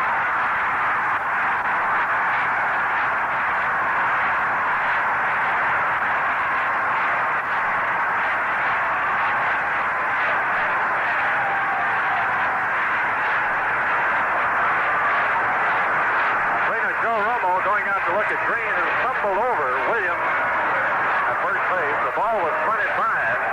McNally and Gritch tried to grab it and shovel it over there, but he was too late. Actually, Herb, Gritch made a hell of a play to make us that close down there. And again, Green bunted the ball in what I call no man's land out there, and certainly was successful at what he was trying to do. Dick Green, who fell over Williams at first base, is okay. Give Green a bunt single. It'll be a base hit for Green. Fosse goes to second, and now Holtzman is met on first and second. 1 out, and Campaneris up. Holtzman already leading 1-0 here in the 5th inning. Campaneris struck out in the first, fouled out to Cabell in right field in the 3rd inning. McNally pitched to him. Swing and a miss, a fastball away. Looks like a pitch that he struck him out on in the 1st inning. That was the same one, Herb. You're right. Fosse leads at second. Green at first. Baltimore playing the infield up. With just one man out and runners at first and second. Up about a third of the way to double play position. Here's a ground ball to short. Belanger the grits for one, to Williams for two. 6-4-3 double play. No runs, 2 hits, no errors, and 1 left arm. The score at the end of 5 innings of play. The A's won, the Orioles nothing. In the West, in college football on Saturday, Arizona beat Texas at El Paso 42-13. Arizona State 16, Wyoming 10. Colorado 28, Air Force 27. Colorado State 33, Brigham Young 33, a tie. Hawaii 23, Pacific 14. Idaho 28, Idaho State 9. Michigan 27, Stanford 16. Montana 24, Weaver State 13. Montana State 44, North Arizona 21. Ohio State 42. Washington State 7. San Jose 27, Long Beach State 17. Southern Cal 41, Iowa 3. And UCLA 27, Utah 14. Updating the pro football scoreboard. Finals, Denver 17, Kansas City 14. Okay, the Denver came back with a touchdown in the final period to win that game. Pittsburgh had a hard time, but finally beat Houston 13-7. Halftime, Minnesota 13, Dallas 7. Halftime, San Francisco 9, St. Louis 7. Let's pause now for station identification. This is the American Forces Radio and Television Service. At 790 and 1420, this is American Forces Radio. SCN 2000.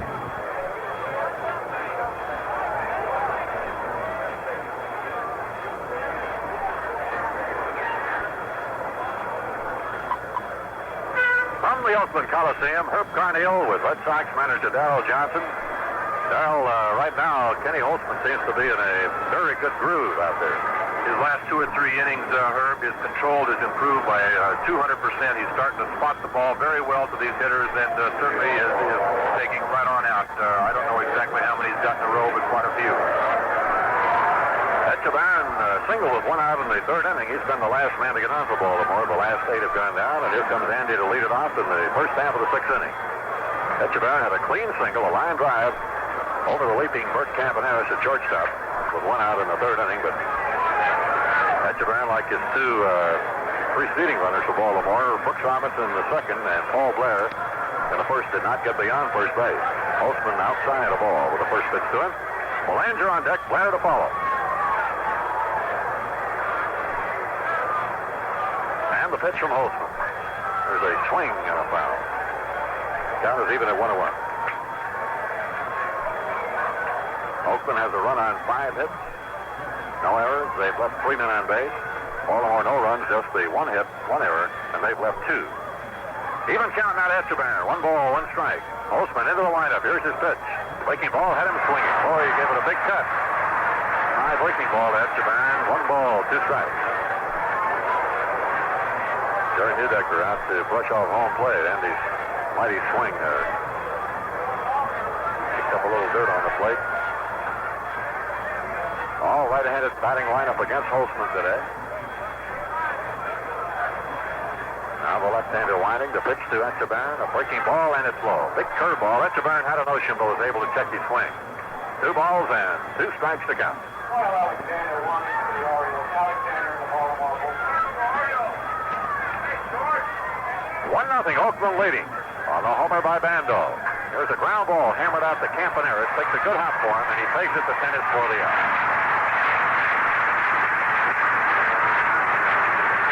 So Holtzman now has retired 9 in a row, and it'll bring up Mark Belanger, who twice has flied out to Bill North in center. In the 3rd inning, a beautiful running catch by North in left center after Etchebarren had singled with 1 out. Boy, that has really been a big play for Oakland, because had not North been able to catch that ball, 1 run would have certainly scored, and maybe some more before Baltimore could have been retired in that inning. The pitch to Belanger is low for the ball. Holtzman working very quickly now, delivers, and a strike gets called to Belanger, 1-1. Of the last 6 batters retired by Holtzman, 5 have been on ground balls, and the other one was a strikeout. He delivers. Low curve to Belanger. 2 balls and 1 strike to the Baltimore shortstop, Mark Belanger, slender right-handed batter. He hit number 9 in the order yesterday. Fastball is outside. So Holtzman gets behind now. 3 balls and 1 strike. First time in quite a while that he's been behind. He walked Blair in the first inning. Brooks Robinson in the second. And the pitch on the way. And it's a strike call, a fastball right over. Count is full now to Mark Belanger. 3 balls, 2 strikes, 1 out, nobody on. Holtzman leading 1-0 in the 6th. Payoff delivered to Belanger as a fastball. He hits it up in the air to left field. Rudy there. Joe Rudy makes the catch, and there are 2 gone. Belanger flies to left, and here is Paul Blair, who has walked and tapped out pitch of the first.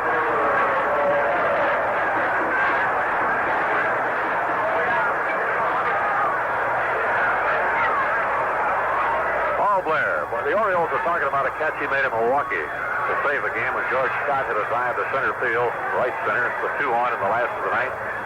Pitches inside a ball, and Blair ran a long way, caught the ball, crashed into the fence. Fortunately, he hadn't locked the bullpen gate. At least fortunately for Blair and the Orioles, he went right through into the Milwaukee bullpen and held on to the ball. So the final out of the game. Pitches outside a ball, 2-0.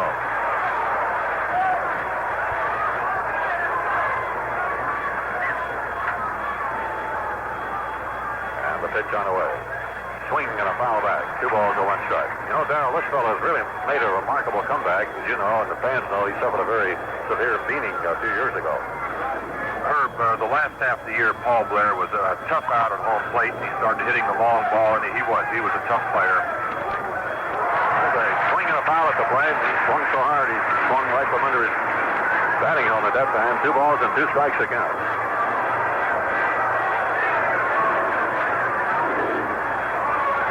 Blair, he is what you'd have to call a complete player because he hits for a pretty good average. He can hit for power. He's a good base runner and, of course, an outstanding fielder. There's a strike.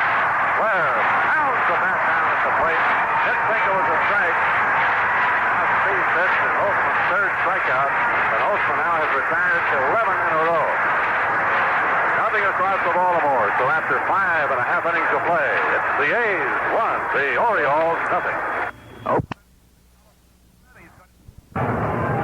Humphrey waiting as Sambito gets the sign. He shows the bunt again. As he squares, Sambito brings it. He bunts it back to the pitcher. He throws to third. They get the lead runner there. 1-5. On the putout, now Templeton is at second base. 2 out. Humphrey bunted it right back to the pitcher, and they got the lead runner at third base. So there's 1 out.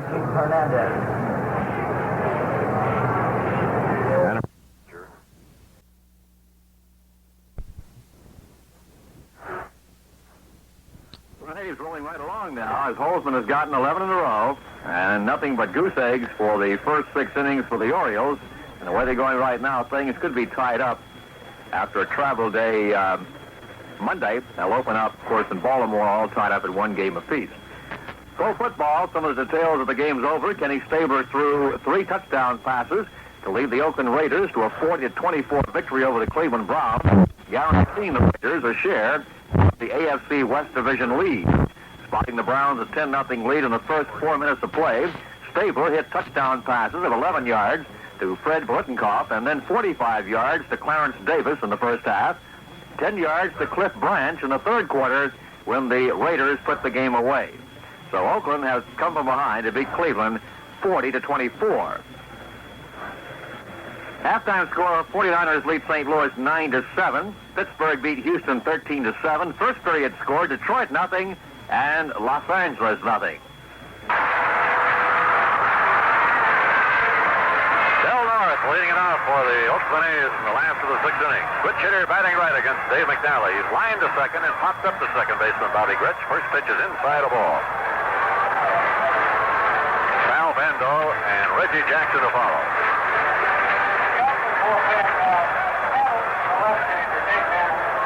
And the pitch on the way. Fastball is high and it's ball 2. I wonder if Blair thought that was a ball, if he was just mad at himself, Darrell. It didn't look like too bad a pitch. Herb, on the monitor, it looked like the ball was a strike, but you never know. Again, I'm just going by what I see here, and it was close. Pitcher's outside of the ball. 3-0 to Bill Norris.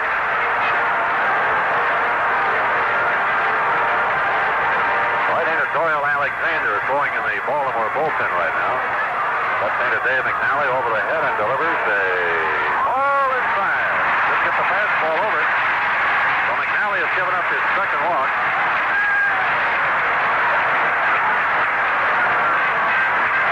How about this? This is the fifth consecutive inning that Oakland has gotten that leadoff man on.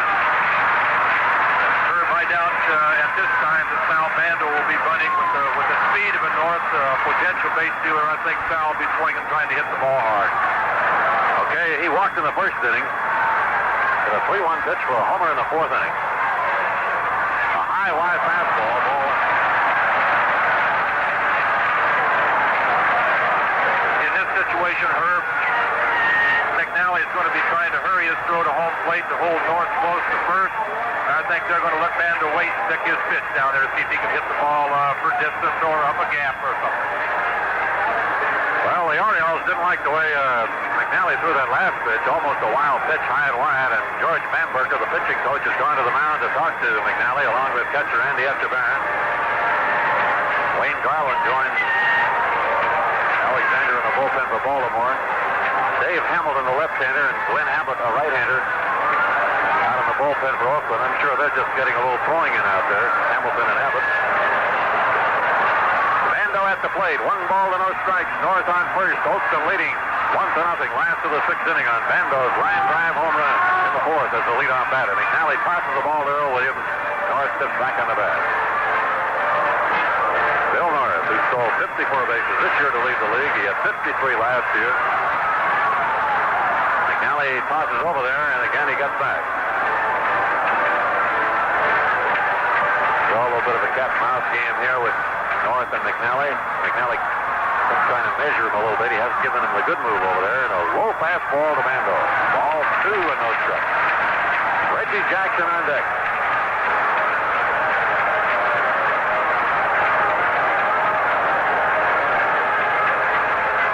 Another good crowd here at the Oakland Coliseum today.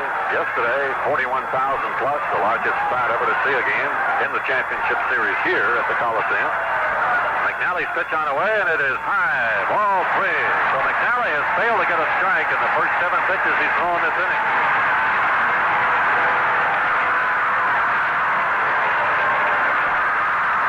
Dave McNally was 16-10 on the year, won 8 of his last 10. Now into the stretch he goes, the 3-0 delivery, and it is right over. He just put that one in there. Bando is taking 3 balls to 1 strike now. Bando has led the Oakland team in runs batted in 4 of the last 5 years. This year was the 4th time in the last 5. This year he knocked in 103. Here's the pitch to him, and it is a fastball strike on the inside part of the plate. 3-2 now to Bando. Now let's see how the A's will play it. There's nobody out. North is on first. Last of the 6th inning, they lead 1-0. A 3-2 pitch coming to Bando. Jackson, the on-deck batter. Baltimore with the infield, a double play position. Outfield deep to left. The pitch on the way, and it's swung on line into left field, but it's hooking in a foul ball. Pitch in on Bando, and he's got in front of it, pulled it foul. Count remains 3 balls and 2 strikes. Remember before Bando hit the home run of the 4th inning, he had lofted a foul down the right field line, and Earl Williams, the first baseman, couldn't get to it, and Bobby Grich, after a long run, got his hands on the ball in foul ground, but dropped it. New life for Bando, and he took advantage of it by lining one over the left field wall. McNally's pitch, North is going, and there's a pop-up off third base. Brooks Robinson in foul ground. Makes the catch. They have North running on that 3-2 pitch, and Bando fouls to Brooks Robinson. 1 gone, and Reggie Jackson coming up. He's lined to Taylor in left. Bounce out to Grich at second.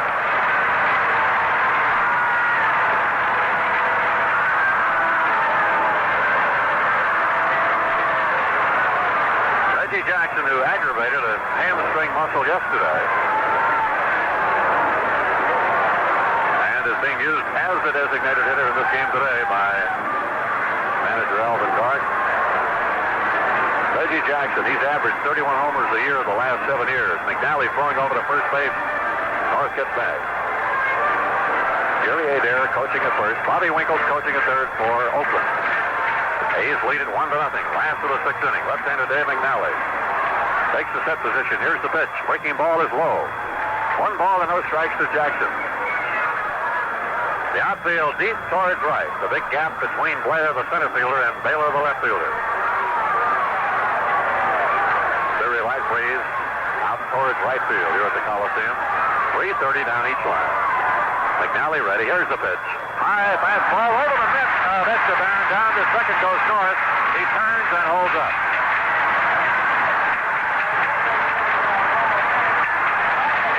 Wild pitch by Dave McNally. Very high pitch. Barron went up for it with a mid-hand, but he didn't get it cleanly, and it went off his mitt behind the plate, and North goes to second. So the count now is 2-0 to Reggie Jackson. McNally started the inning off by walking North on 4 pitches. He got behind 3-0 to Bandol before getting in. Now he's behind 2-0 to Reggie Jackson. The stretch, and the pitch on the way. Swing and a miss. 2 balls to 1 strike down to Jackson.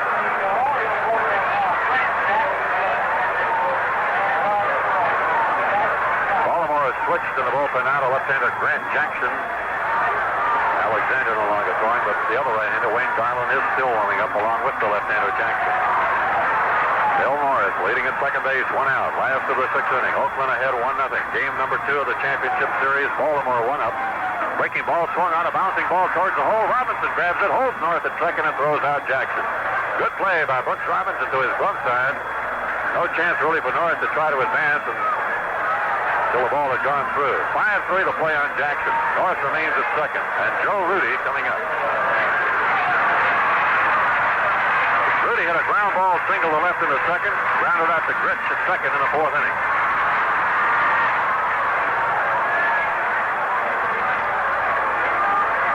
Joe Rudy, who batted .293 during the regular year with 22 homers and 99 runs batted in. Now batting, first base open, and Kenneth, the first baseman, right-hander batter, on deck.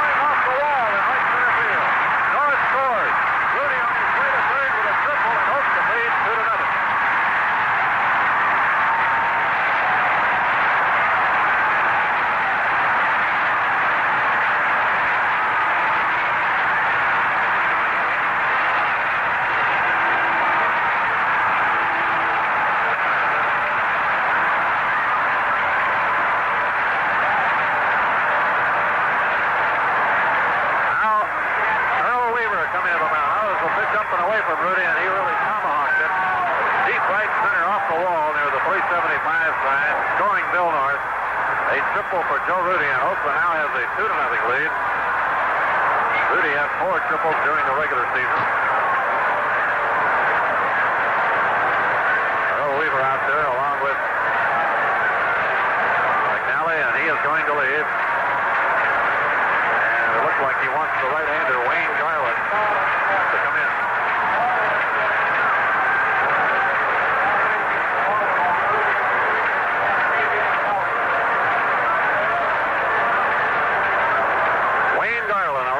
Going to come in, and Dave McNally will leave.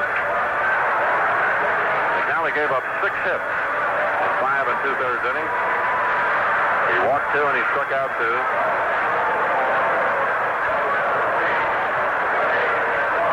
Wayne Garland coming in.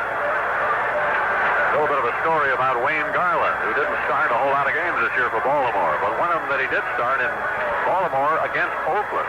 He did not permit a hit until the 9th inning. And then Dick Green got a base hit in the 9th inning. And that was somewhat ironic because of national television, they started the game about an hour later than they normally would. Dick Green had been injured, and he wasn't in the first lineup. that Almondork had that night. But after a while, Dark decided to put him in.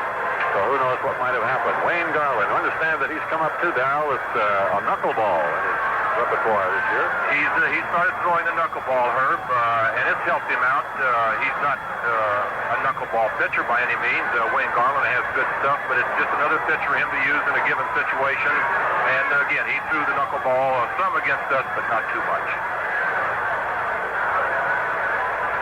In the regular season, Garland was in 20 games. He started 6, relieved in 14, had 1 save with 5 wins and 5 losses. He only permitted 68 hits in 91 innings, walked 26 and struck out 40, and his ERA was 2.97.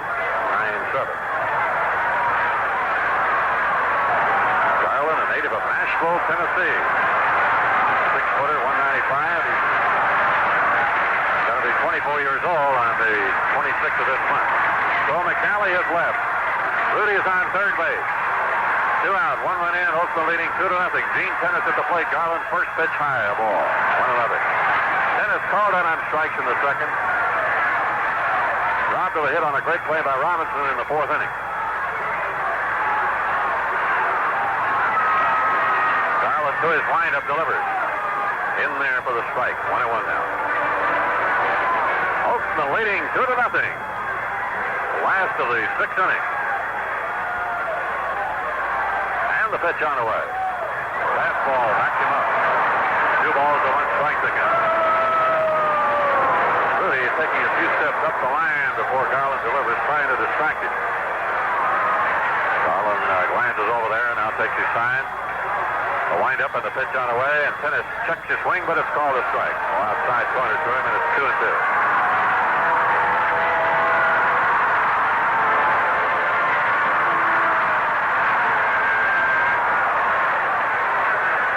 Breaking ball, line foul over in the seats, the boxes down the left field. Breaking ball as Tennis got in front of it. It's 0-2. Garland at one time was in the Pirates and the Cardinals organizations, although he never pitched in the major league with either of those clubs. There's a fastball and it's lined softly to Gritz on 1 bounce. The take to first base is in time. Forrest lead the play.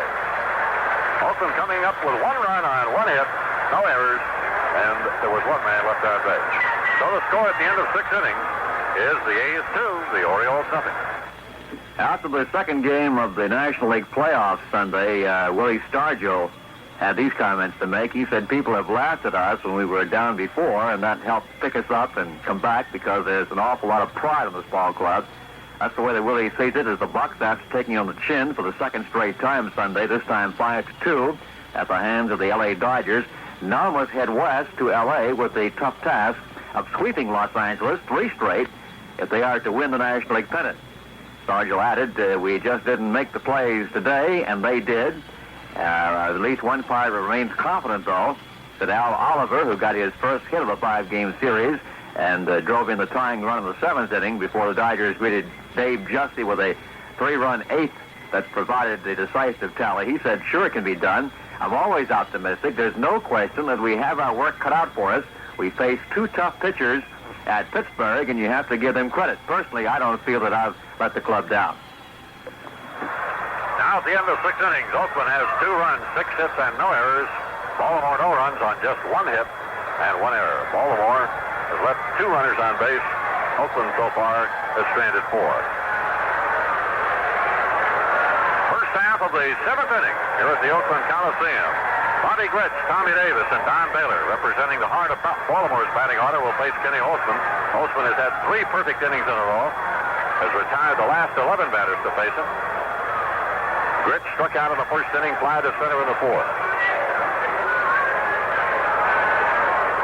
First pitch from Holtzman is low for the ball. 1-0. Holtzman has walked 2 batters, and he has struck out 3. And the pitch. Low and outside a ball. 2-0 now to Bobby Gritch.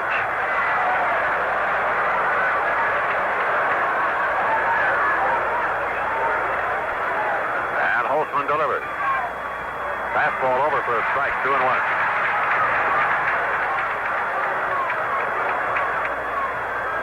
Now Raleigh Fingers going to begin warming up for Oakland.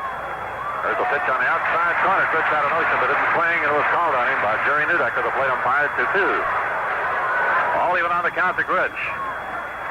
As Holtzman, working very quickly, delivers. And it's outside the ball. 3-2 now.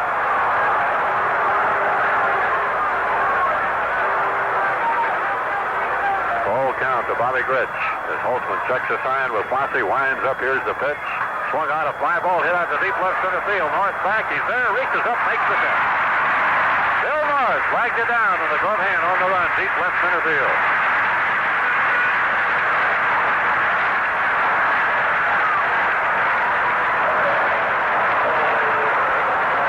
One gone in the Baltimore seventh, and next will be Tommy Davis.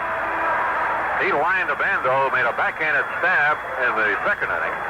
Then he hit a ground ball between Bando and the line in the fourth inning, and Bando got that one and threw him out. Right-handed batting Tommy Davis takes a low curve for a ball, and all the batters for Baltimore today right-handed against Kenny Holtzman. Oakland does not play. It's outfield or out of the left for Davis, who hits a high fly ball into left center, not deep. North end makes the catch. Boy, he almost lost that ball and lunged and grabbed it.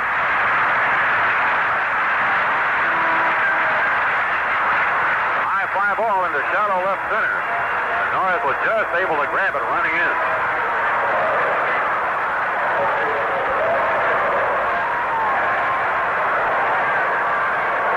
Now, Don Baylor.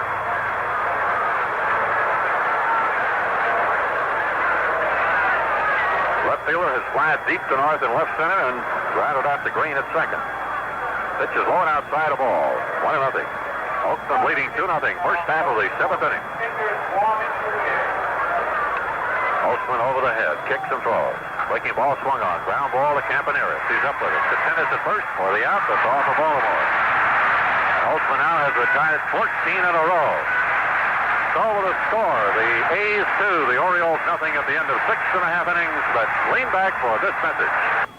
14 in a row for Holtzman. The last batter for the Orioles to get a hit was Andy Etchebarren, their catcher. That was a single with one down in the top of the third.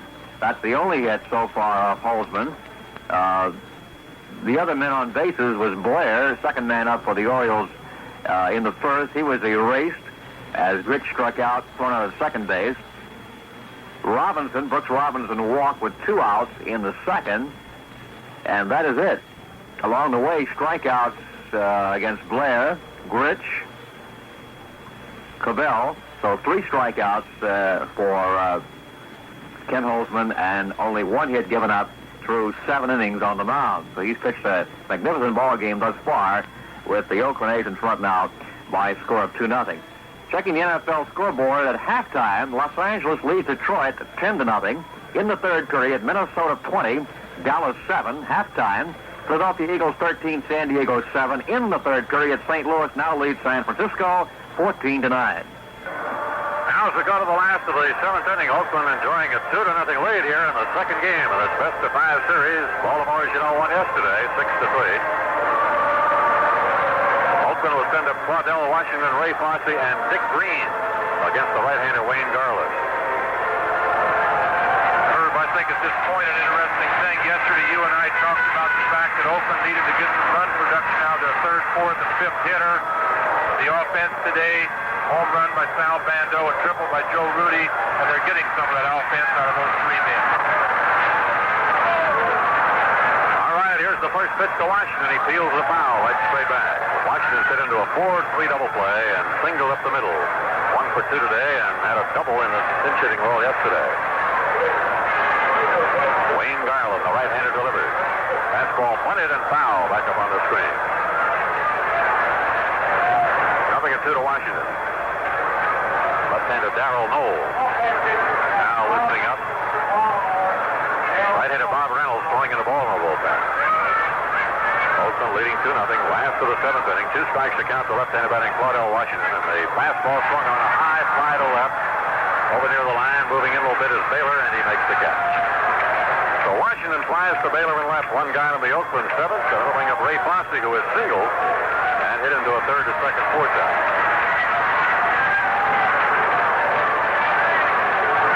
No game tomorrow, but number 3 at Memorial Stadium in Baltimore. 2 o'clock Eastern Time Tuesday on many of these same mutual stations. 2 o'clock Eastern Time Tuesday for game number 3. Pitch to Fosse, check swing, and a ball. 1 ball and no strikes to Ray Fosse with Dick Green on deck. Well, we'd like to say hello to some of the stations on our network around the country. KIAK in Anchorage, Alaska. Pitch outside the low to Fosse, ball 2. Also WHCH in Boston. KGPC in Grafton, North Dakota. 2 balls and no strikes to count the right-handed batting Ray Fosse. Garland's pitch, and he didn't mean to hit it and fouls it off to the right. 2 balls and 1 strike to count. It'll be Vida Blue for Oakland on Tuesday at Baltimore against Jim Palmer.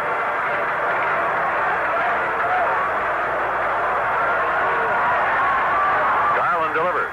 And again, a check swing foul down in front of the first base dugout, so it's 2-2 to Fosse.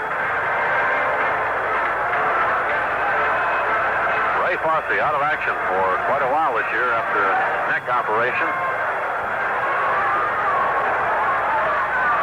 And the pitch on the way. Swung on line drive over Robinson down the left field line. Made the extra bases. Taylor up for the ball. Fosse on his way to second. And the throw not in time. A hit for Triad, a double.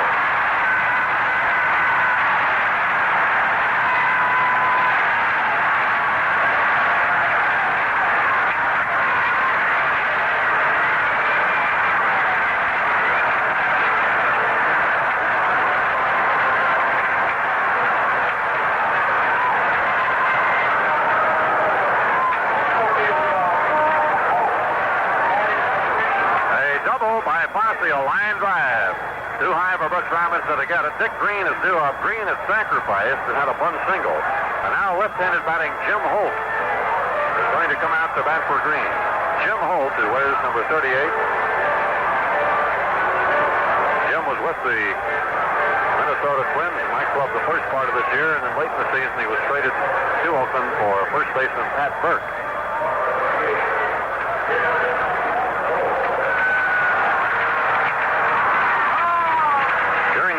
Batted .234 at 56 hits, 45 singles and 11 doubles, knocked in 16 runs.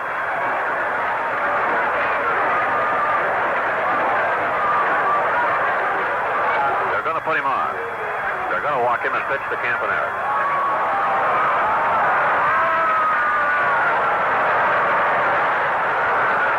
Jim Holt batting for Green will get the intentional walk. This will put runners on first and second. Campaneris then will come up.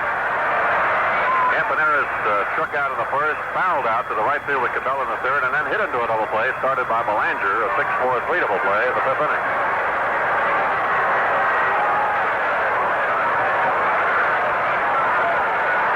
Three balls and no strikes now, and the 4th wide one, an intentional walk to Jim Holt.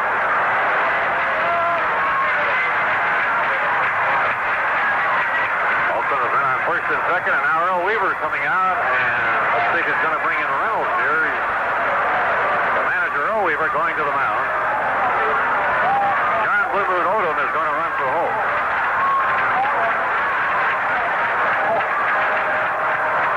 There's been a lot of speculation before the series as to whether Oakland would use its designated runner, Herb Washington, and so far they have not.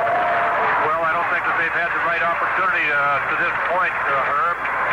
Really, this is not a base stealing situation, and I think that Alvin Dark will probably save this bench runner of theirs for a different situation than what we're looking at right now.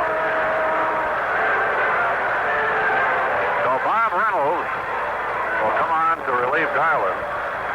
Started Garland with 2/3 of an inning.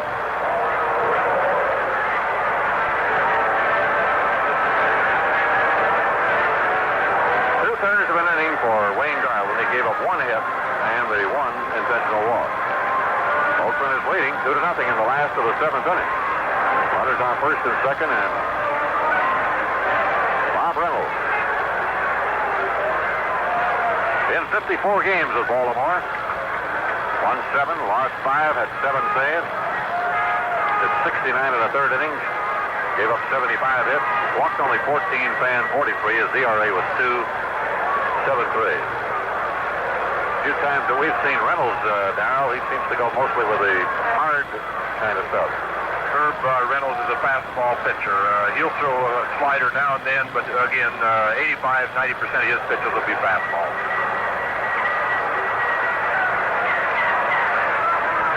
Third pitcher in the game for Baltimore. Bob Reynolds. He was originally signed by the San Francisco Giants.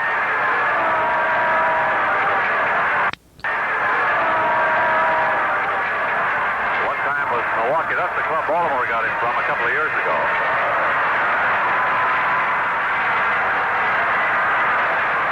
Reynolds, husky right-hander, 6-footer, 200 pounds. He's 27 years old. Now Campaneris at the plate. Runners on first and second.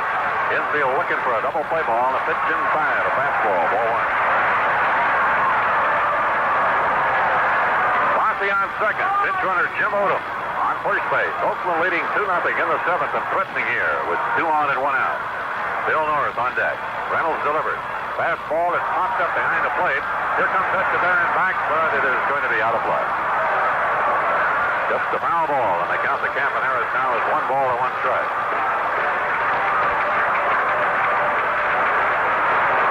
Manny Trio apparently is going to go in for Oakland at second with Green now out of the game.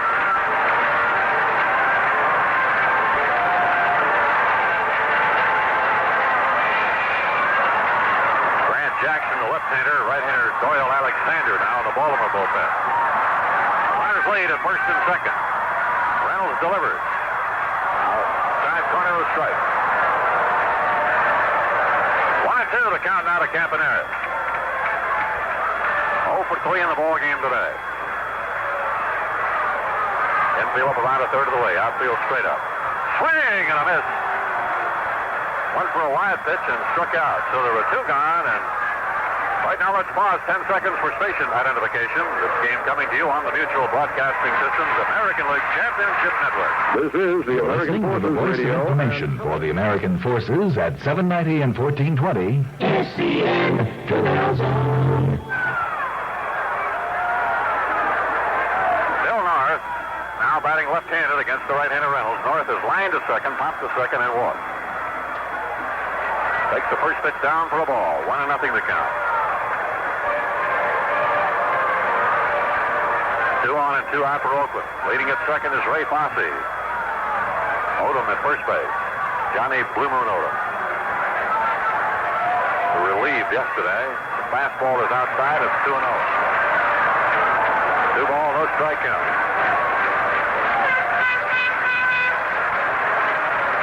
Norris now looking down to Bobby Winkles with a count 2 balls and no strikes. There are 2 men out. Baltimore's outfield not playing him to pull the ball against Reynolds. Swing and a foul ball. Back out of play on the third base side. 2 balls to 1 strike.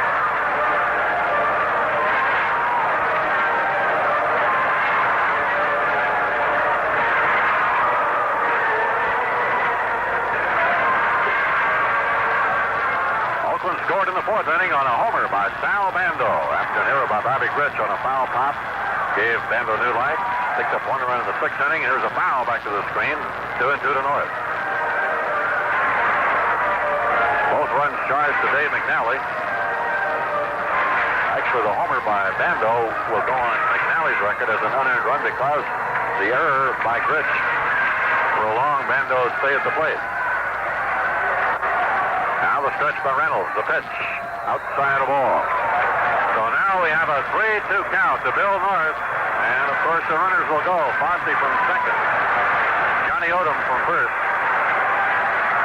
3 balls, 2 strikes, 2 on, 2 out. Oakland leading 2-0. Last half of the 7th inning. Oakland needing a win to square the series, which resumes Tuesday in Baltimore. Reynolds now taking Andy Echeverria's side. Husky right-hander sets and throws. High wide, he walks it. Bases loaded.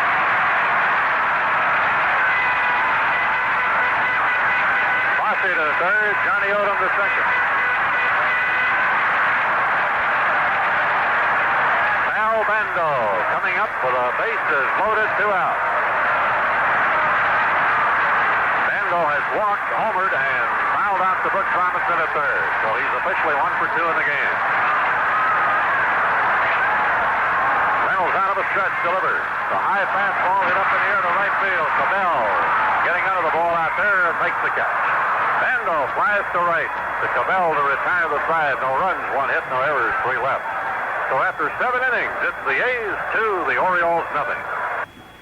Speaking of other National Football League games, final from New Haven some time ago, actually, the details of that game. Safety man Ray Brown returned an intercepted pass some 59 yards for the go-ahead TD to give the Atlanta Falcons their first win of the season, a 14-7 surprise win over the New York Giants. The Giants had begun a drive on their own 6-yard line midway through the third period, and it advanced to the Atlanta 42 with second down when Brown stepped in front of intended receiver Ray Rhodes. Brown, a 4-year veteran from West Texas State, picked off Norm Snead's sideline pass and with clear sailing streaked untouched down the left sideline. Game still going. Halftime, again repeating, the Rams lead Detroit 10-0. At the end of 3 periods now, Minnesota leads Dallas at Dallas 20-7. Halftime, Philadelphia 13, San Diego 7. St. Louis now piling it on after trailing 9-0 to San Francisco. It's now the St. Louis Cardinals 21, the San Francisco 49ers 9. Bob Reynolds pitching out of that jam, and so the A's maintain their 2-0 lead. Manny Trio now at second.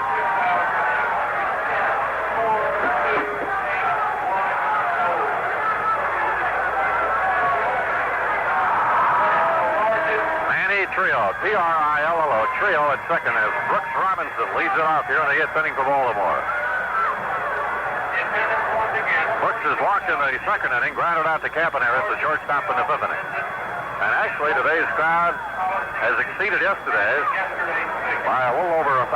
Today's paid attendance, 42,810.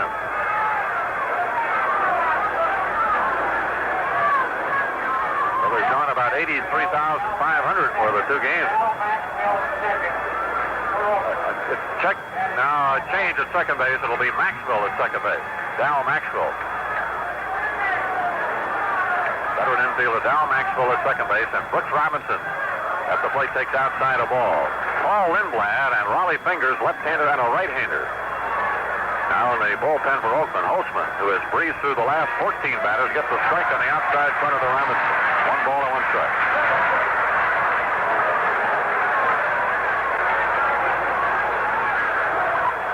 And the pitch is outside a ball. The last Baltimore batter to get on was Etchebarren, who singled with 1 out in the 3rd inning. And the pitch from Holtzman. Swung on a ground ball to Campaneris. He is up with it. Here's the peg to first to Tennis, and Robinson's out.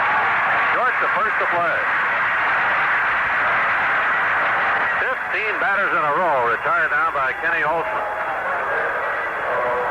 And Earl Williams up. He's grounded out twice, once to Dick Green when he was in there at second, and then to third. The Bando in the 5th inning.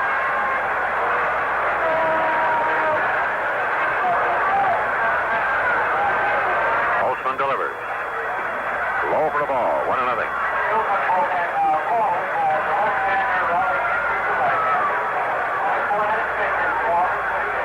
the pitch on the way. Swung on a bouncing ball. It is played by Bando to his left. The peg on to first for the out. Williams bouncing out. Third to first. Bando to Tennis. 2 gone in the Baltimore 8th inning. Holtzman leading 2-0. And it'll be Cabell, the right fielder, coming up. He's grounded to short. Called out on strikes on a Holtzman changeup in the 5th inning. Bando, Campaneris, Maxwell, and Tennis in the infield for Oakland. Rudy North. Claudel Washington in the outfield. Ray Fosse behind the plate. Cabell, a tall, lean right-handed batter, swings and beats the foul at the plate. 1 strike to count.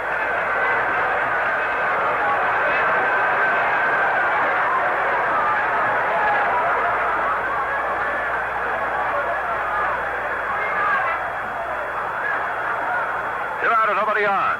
Baltimore with 4 outs left in the game, trailing 2-0. And Holtzman's pitch on the way. Big curve, and Cabell whacks the foul out of play. Over on the first base side, back in the boxes, down beyond the visiting dugout. 2 strikes now to Cabell.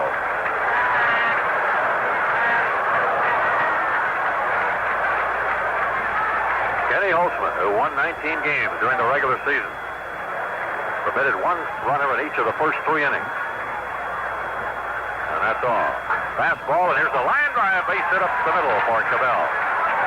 2-strike pitch to him, and Cabell breaks the string of batters at 16 in a row that have been retired by Kenny Holtzman. And of course, it's just the second hit today for Baltimore. And here's the fellow with the other one, Andy Etchebarren. He singled a line drive into left center in the 3rd inning, and then grounded out to Campaneris in the 6th.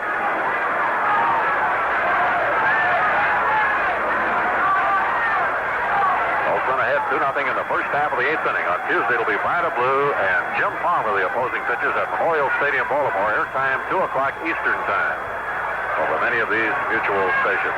Holding at first base, tennis. Holtzman delivers. Breaking ball low. Ball 1.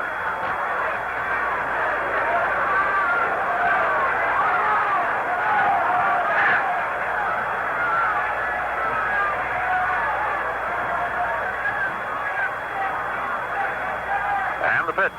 Down low. Ball 2. And timeout now as Fosse goes out to say something to Kenny Holtzman. 2 balls and no strikes to Etchebarren. Of the 4 Baltimore runners, so far nobody has gotten beyond first base.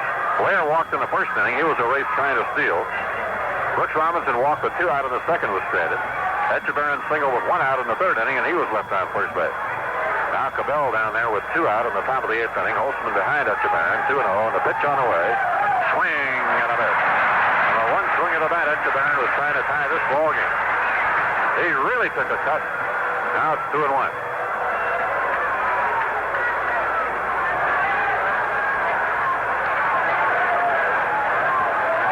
To the belt, delivers. Breaking ball, and Etchebarren fouls it. Out of play in the seat to the right of the plate. 2 balls and 2 strikes to count.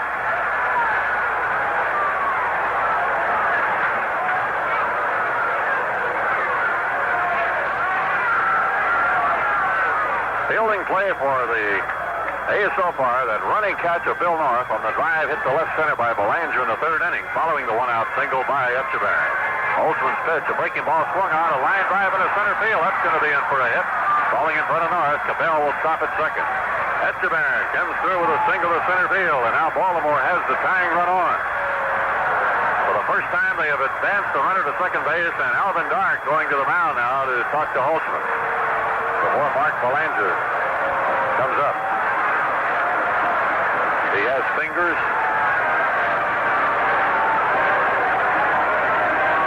If he wants to make the switch. Ray Fosse, the catcher out there. Team captain, 3rd baseman Sal Bando.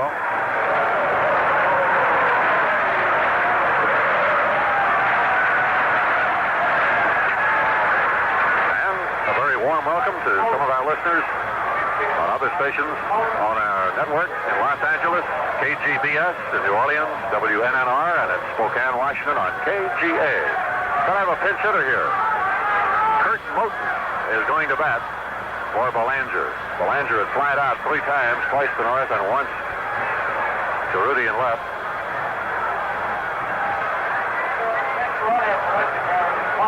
Etchebarren is coming out, and Al Bunbury is going to run for him at first base.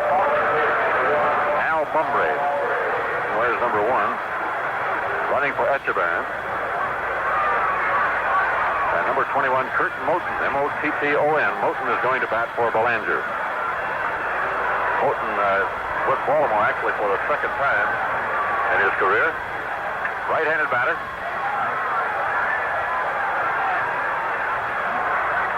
Baltimore with a chance here. They trail 2-0 in the 8th inning. Reynolds on 1st and 2nd and 2 down. Kenny Holtzman, who had given up only 1 hit until the back-to-back singles here with 2 out by Cabell and Etchebarren. Pitch to Moten, low and outside a ball. Moten had only 8 at-bats with Baltimore in the regular season. Now the stretch. And the pitch from Holtzman is in there. Breaking ball, strike. 1-1. Actually, Moten one time was traded for pitcher Bob Reynolds, who's now in there relieving for Baltimore today. And now they're both on the same club. Here's the pitch. Low and outside a ball.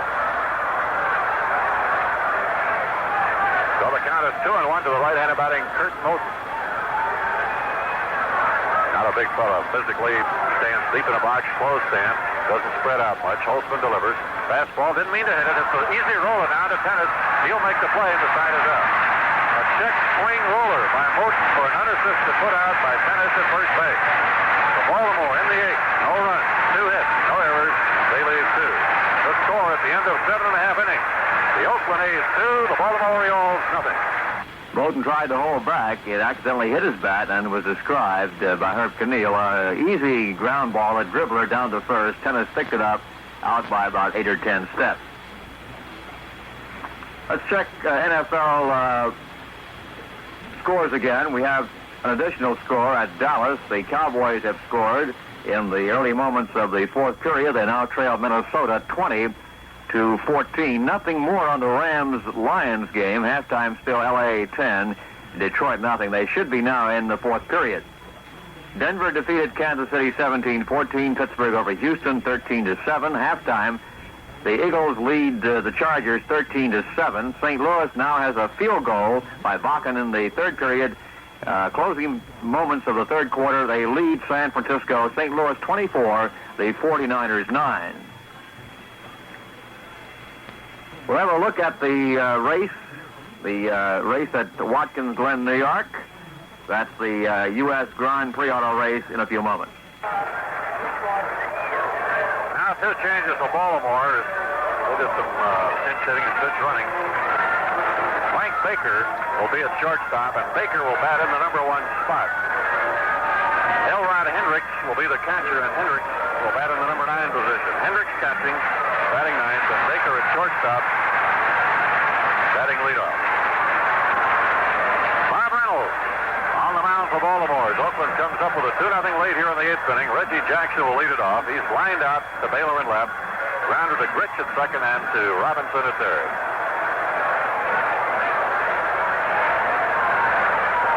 Rudy on deck and Tennis to follow. Bob Reynolds, the third pitcher in the game for Baltimore, delivers. Jackson lines one down the left field line. It is drifting foul. 1 strike to Reggie Jackson. Hendricks behind the plate now. Robinson, Baker, Rich, Williams in the infield. Baylor, Blair, Cabell in the Baltimore outfield. Reynolds delivers. Fastball up high. 1 ball, 1 strike.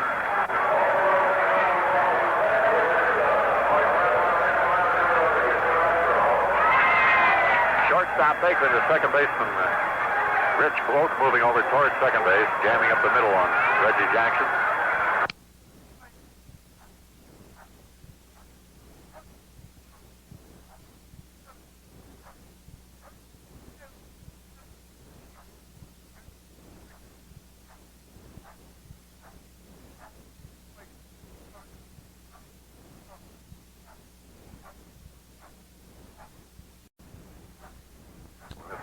Pitch outside of high, ball. 2-1 now to Jackson. 2 balls and 1 strike. Holtzman scored in the 4th inning on a homer by Sal Bando. And in the 6th inning on a walk to Bill North and a 2-out triple by Joe Rudy off the wall in right center. The pitch is up high. So Reynolds gets behind now, 3-1. Reggie Jackson, Herb, should have to get on first base. We may get a chance to see our designated stealer. Herb Washington might get in there because I'm sure they don't want to take a chance on aggravating that pulled hamstring of Jackson anymore.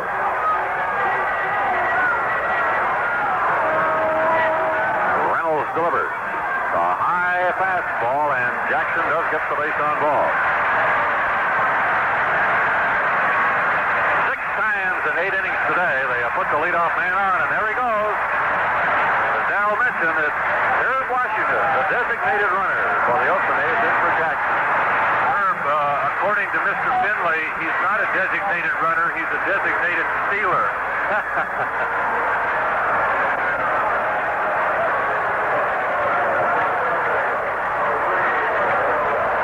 Now Hendricks goes out to talk to Bob Reynolds.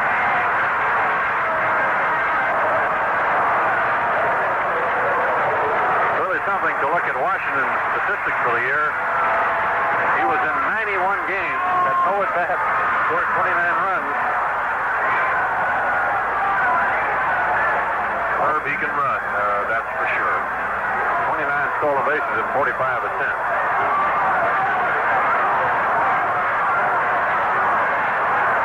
Well, he's got a right-hander out there now on the mound, Bob Reynolds. Williams, the first baseman, trying to hold. But Washington can get a pretty good lead against Bob Reynolds. The throw over there, and he gets back.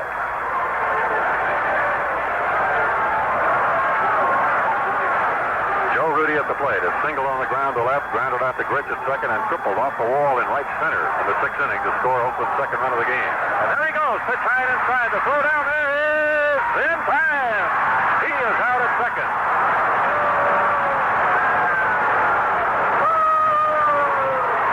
And Baker, who made the tag, may have been hurt. I don't know if he got spiked or what, but it was a good throw there by Hendrickson. They nail Herb Washington. 2-6 on the put-out.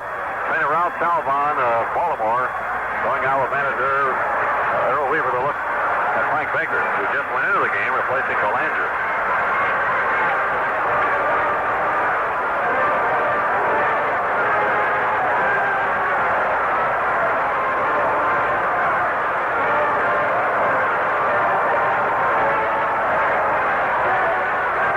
Looks like Frank Baker's left knee, and apparently Washington did spike him there.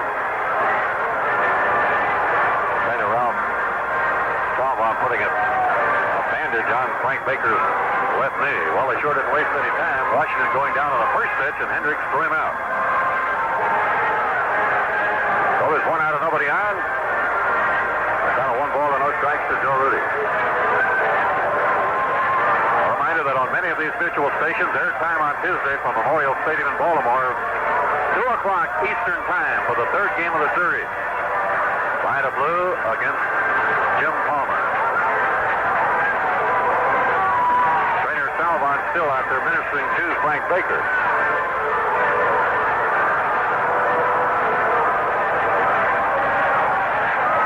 Won't be serious enough, though, for him to have to come out of the game.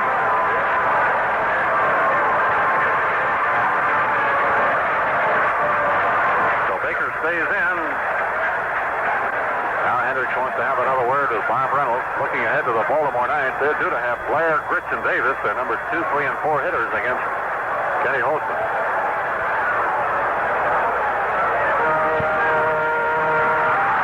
Holtzman leading 2-0 in the last half of the 8th inning.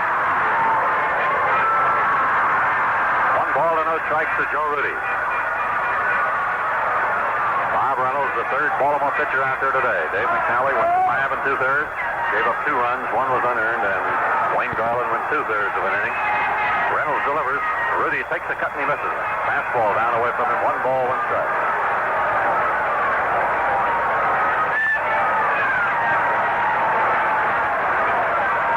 Another perfect afternoon weather-wise with a temperature in the mid-70s and a crowd of 42,810. And the pitch here to Rudy. Takes a cut and he misses. Swinging a little bit late. 1 ball, 2 strikes.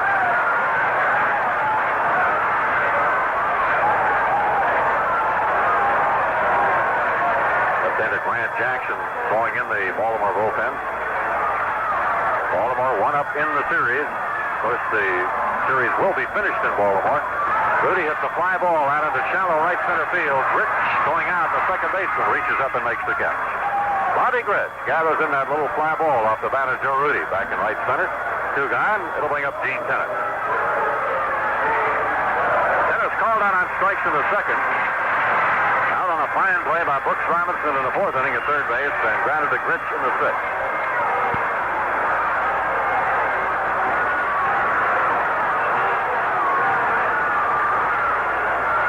The pitch is going outside of ball. Also a hello to some of our other stations. KGCX in Sydney, Montana. WVTS, Terre Haute, Indiana, and WVOR in Rochester, New York, the town where a lot of the Orioles play. The Orioles have their AAA farm club there. Pitch is outside, 2 balls, and no strikes. Darrell, how long did you manage in Rochester? I managed 63, 64, and 65, Herb, for the Baltimore organization. Good baseball town. Excellent. Probably the best in the minor leagues. Pitch is high, and they count now 3-0 to Gene Tennant. 2 out out and nobody on. Holtzman leading 2-0. Last half of the 8th inning. Bob Reynolds with a count of 3-0 to Tennis. If he gets on there, it'll bring up the left-handed batting Claudell Washington. Jackson, the left-hander, ready in the bullpen. Pitch a swing and a miss. Tennis had the go-ahead and took a cut, but missed it. Now it's 3-1.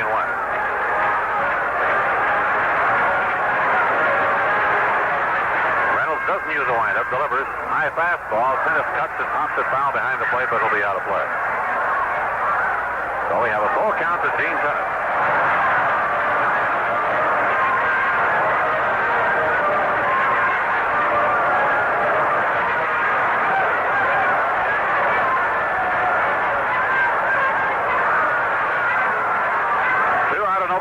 Full count to Tennis.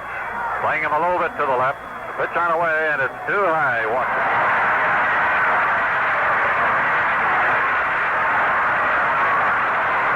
A base on balls to Gene Tennis, and once again Earl Weaver coming out, and in the game now getting this late, he isn't, I think, going to stay with Reynolds any longer now.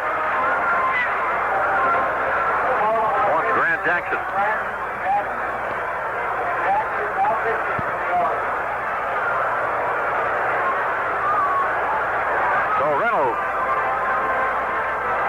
Leave. Fitted him with an inning and a third. He walked a couple of batters. Didn't give up any hits, and he struck out one. And now left-hander Grant Jackson. He had some problems early in the year, but like so many of the fellows on the Baltimore club, he really started to get in the groove late in the season. He pitched some great relief ball coming down the stretch.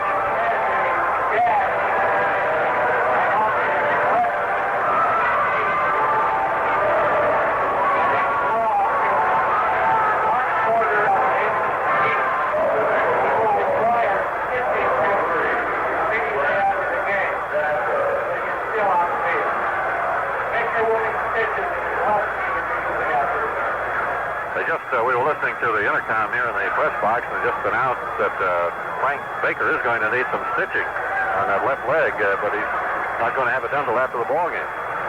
Well, I think something like that at a time like this, your professional athletes, whether it be baseball or anything else, Herb, can put up with this type of thing. It sounded like it wasn't a ragged cut. It sounded like a spike just went straight into his knee and so forth. And again, the trainer knows best, and undoubtedly he knows what he's doing out there to where the boy's going to be fine until after the ball game. 32-year-old left-hander Grant Jackson. Went out for 4 years. He came to them from the Philadelphia Phillies. This year, in the regular race in the American League, Jackson was in 49 games, 1-6, and an ERA of 2.57. Now let's pause 10 seconds for station identification. This broadcast, produced by the Robert Wool Company, is coming to you on the Mutual Broadcasting System's American League Championship Network. This is the American Forces Radio and Television Service.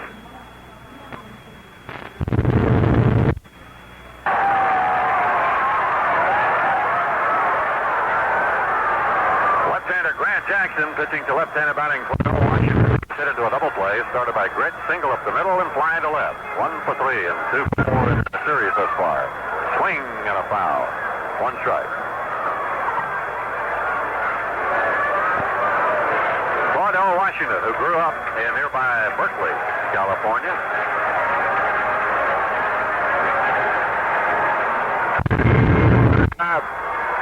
When he came up with the A's this year. Pitch on the way to him. Outside a ball, a breaking ball. And there goes the runner to second. A hit for his slide. He is safe. Gene Tennis, both for second base, got in there with a hit for his slide. Boy, that really caught the Orioles by surprise, Darrell. Me too. Herb, that was a delayed steal. Gene executed it perfectly. Actually, you don't do this on the pitcher, the catcher. You do it against the two infielders, hoping that they don't notice you, which is what took place out there on that particular play. Executed perfectly. It was a real good play by Tennis because there are 2 out. You have the left-handed batter up, Claudell Washington, and although he did hit for a good average, he did not hit for power. So now Tennis on second where he might score on a 1-base hit. Tennis delayed and then went in with a head-first slide. And the Pitch is low and outside to Washington. 2 balls to 1 strike to count. This year, in the regular season, Tennis attempted to steal 11 times, and he was successful only twice. Now the pitch. Inside and low. So Jackson falls behind. Cordell Washington now, 3 balls to 1 strike. Holtzman has had 5 bases on balls today off Baltimore pitching. 2 off McNally, 1 off Garland. That was intentional, and 2 off Reynolds. Or check that, 3 walks off Reynolds. So it's 6 walks altogether, including 1 intentional walk for Oakland. Here's the pitch from Jackson. Swing and a pop-up, shallow left field. Running back for the ball is Baker, and it's a foul ball and dropped. Robinson half stumbling over Baker. He's all right as he gets up. A high fly ball down the left field line. It's landed just foul, and neither Baker nor Brooks Robinson could get to it. So now we have a full count, 3-2. The left-handed batting Cordell Washington.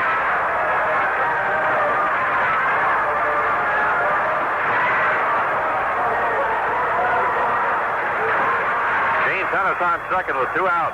Holtzman with a lead, 2-0 in the last half of the 8th inning.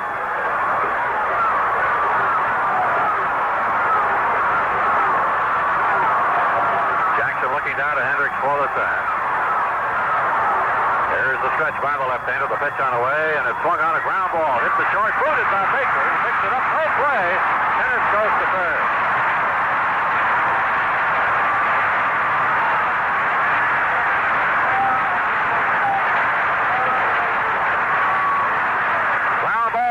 Baker at short. He just booted the ball for an error, and now Earl Weaver's going out there again. He has Doyle Alexander in the bullpen now, big right-hander, with Ray Fosse, the catcher, due up. The error by Baker, allowing Washington to reach. Tennis has advanced to third, and Oakland has runners at the corners. 2 men out, and a 2-0 lead for Oakland. Weaver has not made any sign that he's going to make a move here. He's going to stay with Jackson. Herb, I think in a situation like this that Earl and his catcher and pitcher were talking about the fact that they're open for a potential double steal and what the catcher was going to do with the ball in the situation in case this man on first base does run. If Fosse gets 2 strikes on him, you can look for this Cordell Washington to try to steal second base and watch what happens after that. Both the Washingtons have good speed straight away. Herbie is the faster of the two. Waddell had 6 stolen bases in 14 attempts. Now Ray Fosse, who's had 2 hits today, right-handed batting catcher, and the pitch is low and apparently hit his bat, just bounced in front of the plate. It came down off his foot. And there's a foul ball. 1 strike to Fosse, who singled in the 3rd inning, hit it to a force out in the 5th, and double to left in the 7th. Tennis on third, Cordell Washington on first. Oakland leading 2-0 last of the 8th inning. Bando homered in the 4th inning. Rudy tripled off the wall in right center to score Norris in the 6th after he had led off with a walk. Rudy didn't get his triple until there were 2 down. Jackson delivers, swings, fly ball, hits the deep left field, way back. Taylor at the wall, leaps up, and he cannot get it. It's gone. A home run for Ray Fosse. 5-0 lead for Oakland.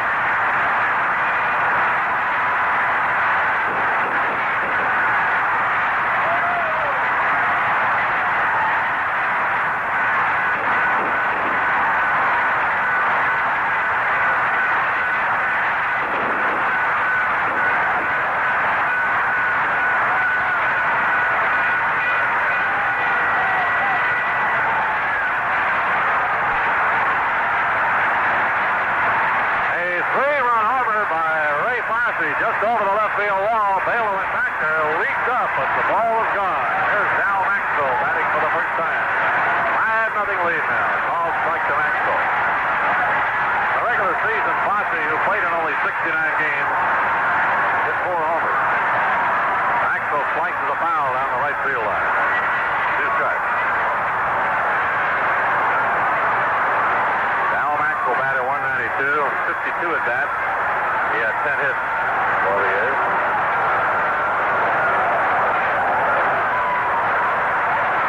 Pitch inside a ball. 1-2.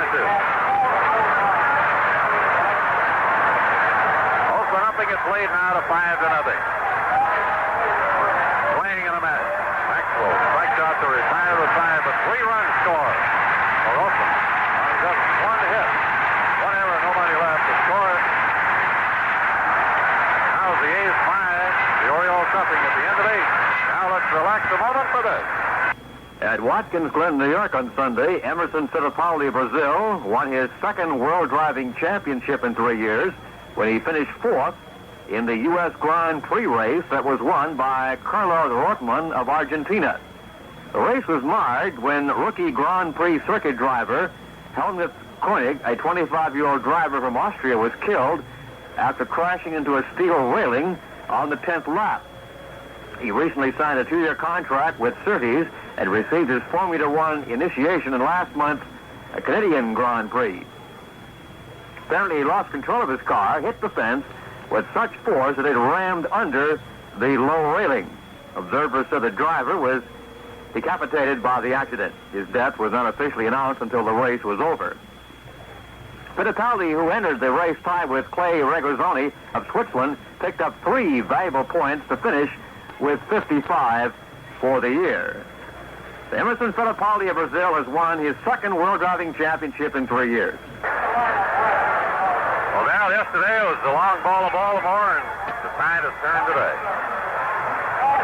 We're talking about 2 home runs and a triple have accounted for all the runs, and certainly Oakland had a little help with a couple of errors out there that made it possible, but the way Holtz was pitching, it's possible they would have only needed 1.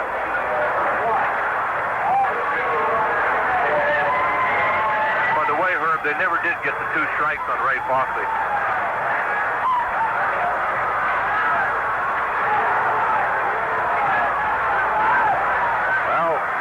Fosse took care of that. What a day he's had. Yesterday was Bert Campaneris, who had 3 hits. Today, Ray Fosse with a single, a double, and a home run. So now Baltimore 5 runs behind, 5-0 as they come up in the 9th inning. Paul Blair will lead it off. He's walked, bounced to the pitcher, and they call that on strike. Lined up by Kenny Holtzman. Here's the pitch. Swing and a miss. 1 strike.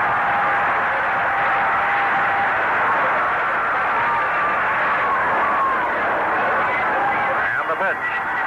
Swing, line drive into left, a base hit for Blair. Started line single into left, played by Joe Rudy. Back into Campaneris at shortstop.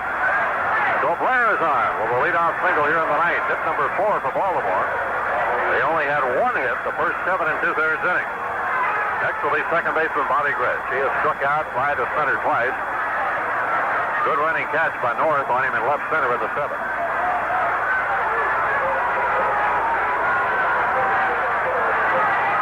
Holtzman has walked 2 and struck out 3. Swing, ground ball to Bando. Throw down to Maxwell out on the first double play.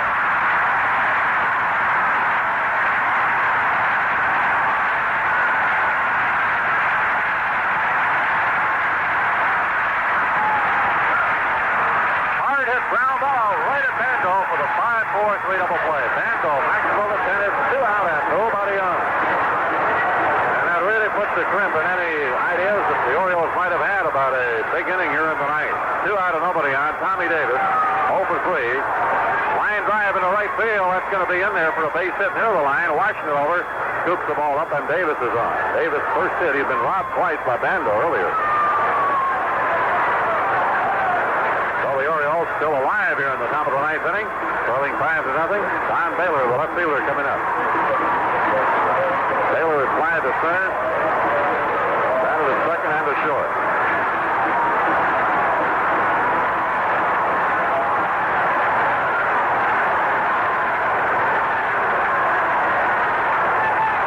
A's leading 5-0 in the 9th.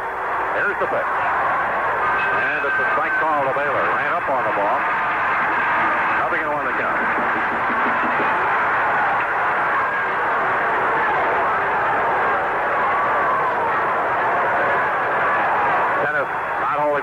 this. Here's the pitch from Holtzman. Breaking ball and a ground ball to short. Campaneris to Maxwell. Out at second. The game is over. Tommy Davis forced out. Campaneris to Maxwell. In the ninth inning for Baltimore, no runs, 2 hits, no errors, and nobody left on base.